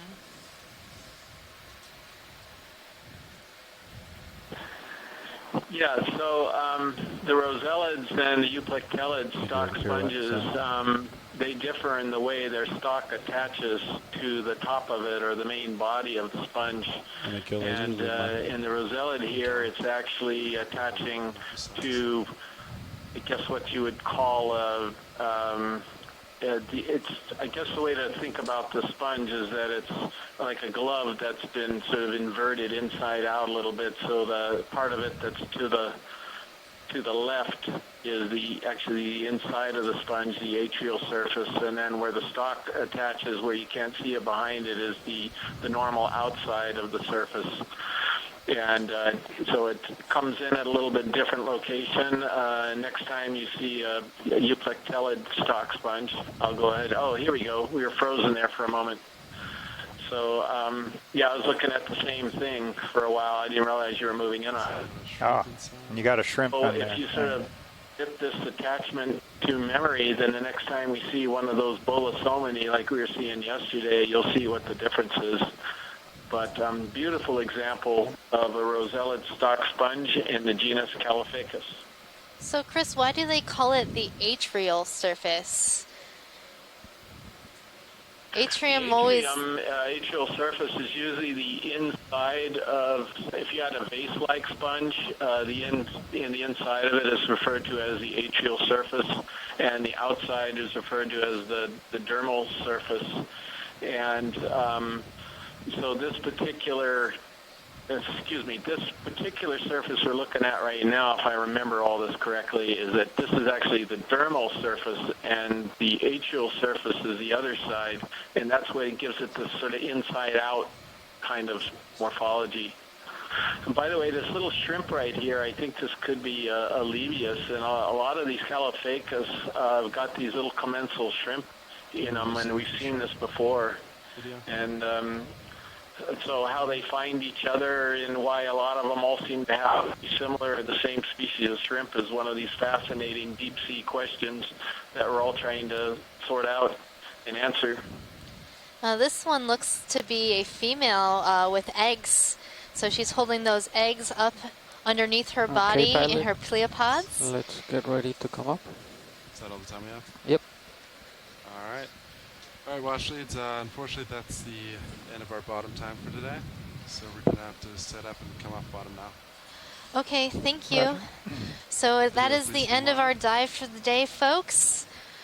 We saw some really great stuff today. Some bamboo corals, chrysogorgid corals, primnoid corals. We collected a black coral in the genus Bathopathes, a primnoid coral that may be a new genus. We've gotten, what, 2 rock samples today, John? 2 rocks. What was special about our rocks? The rocks are geologic. Oh? No, they both look to be volcanic rocks coated with this polymetallic crust, and they should provide, hopefully will provide good samples for geochemistry and hopefully age dating. For the fish side of things, we saw some ophidiids, and we saw a Chonocops, possibly coloratus, possibly a different species, right here at the end. They are definitely one of my favorite fishes, just so beautiful. And I turn to port. The way they sit on the bottom with their little feet, it's adorable. Yeah, I always like to see them too. Starboard like a hare. They're kind of fun. Coming up. So, Megan, who do you think won the sponge versus deep sea coral you could actually just stay there and I can throwdown from the beginning of the dive? There was some discussion whether we were going to see more corals or see more sponges based on kind of the location of the seamount and the morphology and so on. What do you think? We didn't do a strict count. But well, in terms of counts, we definitely saw more corals than sponges today, but we did see a number of pretty interesting sponges. Some Calophacus, and what was the other one we saw earlier? Perhaps the Crateromorpha sponges. So those are glass sponges in the family Roselidae. But in terms of corals, they definitely outwon our sponge game today. Our primary dominant fauna here were the primnoid corals. And we saw a number of bamboo corals and quite a few Iridogorgia magnispiralis. Those are the most big spiraling corals. Yeah, saw that really small one at the beginning. And that might be a depth extension for that particular species. This is relatively deep from Iridogorgia magnispiralis. All right, a couple things to look at. I'm definitely going to have a talk with these sponges because I'm very disappointed in their showing up on their this attendance. particular dive. They were clearly taken to the mat by the corals today. So we'll see what happens tomorrow, and maybe they'll regroup and do a better job. Well, maybe we threw you off by going up kind of mostly a talus slope, but probably good to get a look at some other environments. Well, and maybe we didn't see as many of our sponges because they were too small. We saw a couple cladorizid sponges, or those carnivorous sponges on rocks, and they tend to be of relatively small size. So we only saw them when we zoomed in today. So there's still some hope, Chris. Maybe the sponges did secretly I'm gonna hold win. my auto heading out. I'm comfortable. I don't know. I think we got to give this round to the corals. All right. We'll see what happens tomorrow. You can thanks give. a lot, guys. Okay. Interesting dive, and there's definitely more animals than I was expecting at this step. So in terms of the corals, so looks good. I'll be looking forward to tomorrow. It seems like our lucky charm, Mike here, who helped us pick our dive site today, helped choose a nice high-density deep-sea coral community. He's what? It's 0 for 6. 0 for 6. 6 and 0. 6 and up. He's got the spider sense. Spider Spence for those deep-sea coral communities. Pretty exciting. All right, yeah, we're off a little bit earlier today because of getting underway for our next site. And so thanks everybody for joining us. We need to do a little mapping tonight, I think, to be ready for the dive tomorrow, which has been the case every night so far. There's just not a lot done out here of a good enough quality to do diving with a multi-million-dollar vehicle on. So hope you understand. Yeah, tomorrow's dive will be at Beethoven Ridge. So we'll be channeling some Beethoven tonight. So put on your classical CDs and get in the mood. All right. All right, so. Sausages and beer. Get ready. Indeed. This is Krusty and Squishy signing off. All right.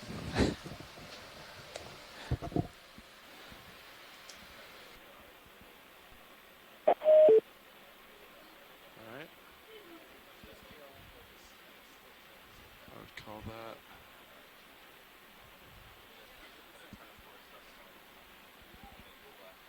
craft exercise complete. Stowing now. It's open.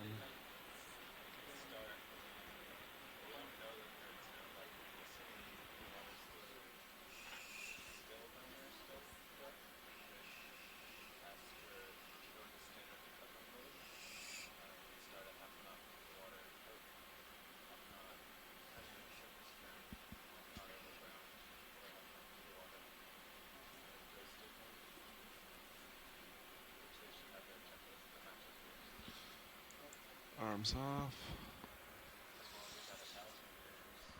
Yeah.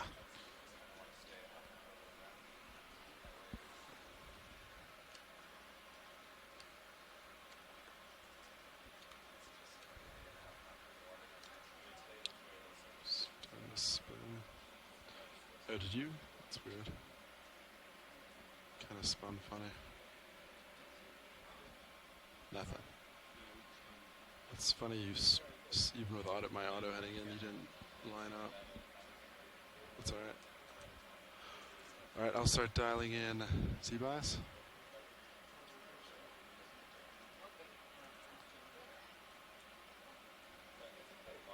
Pushing out.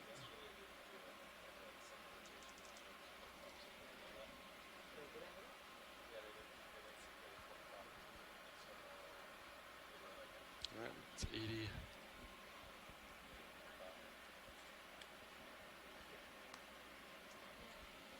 Pushing out. High voltage comp's a little low. I think it's been like that though.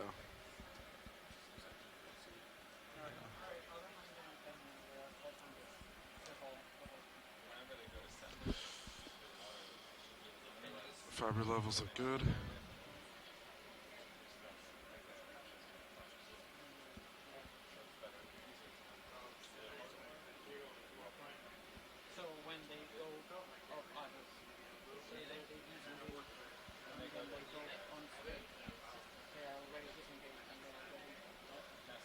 Huh?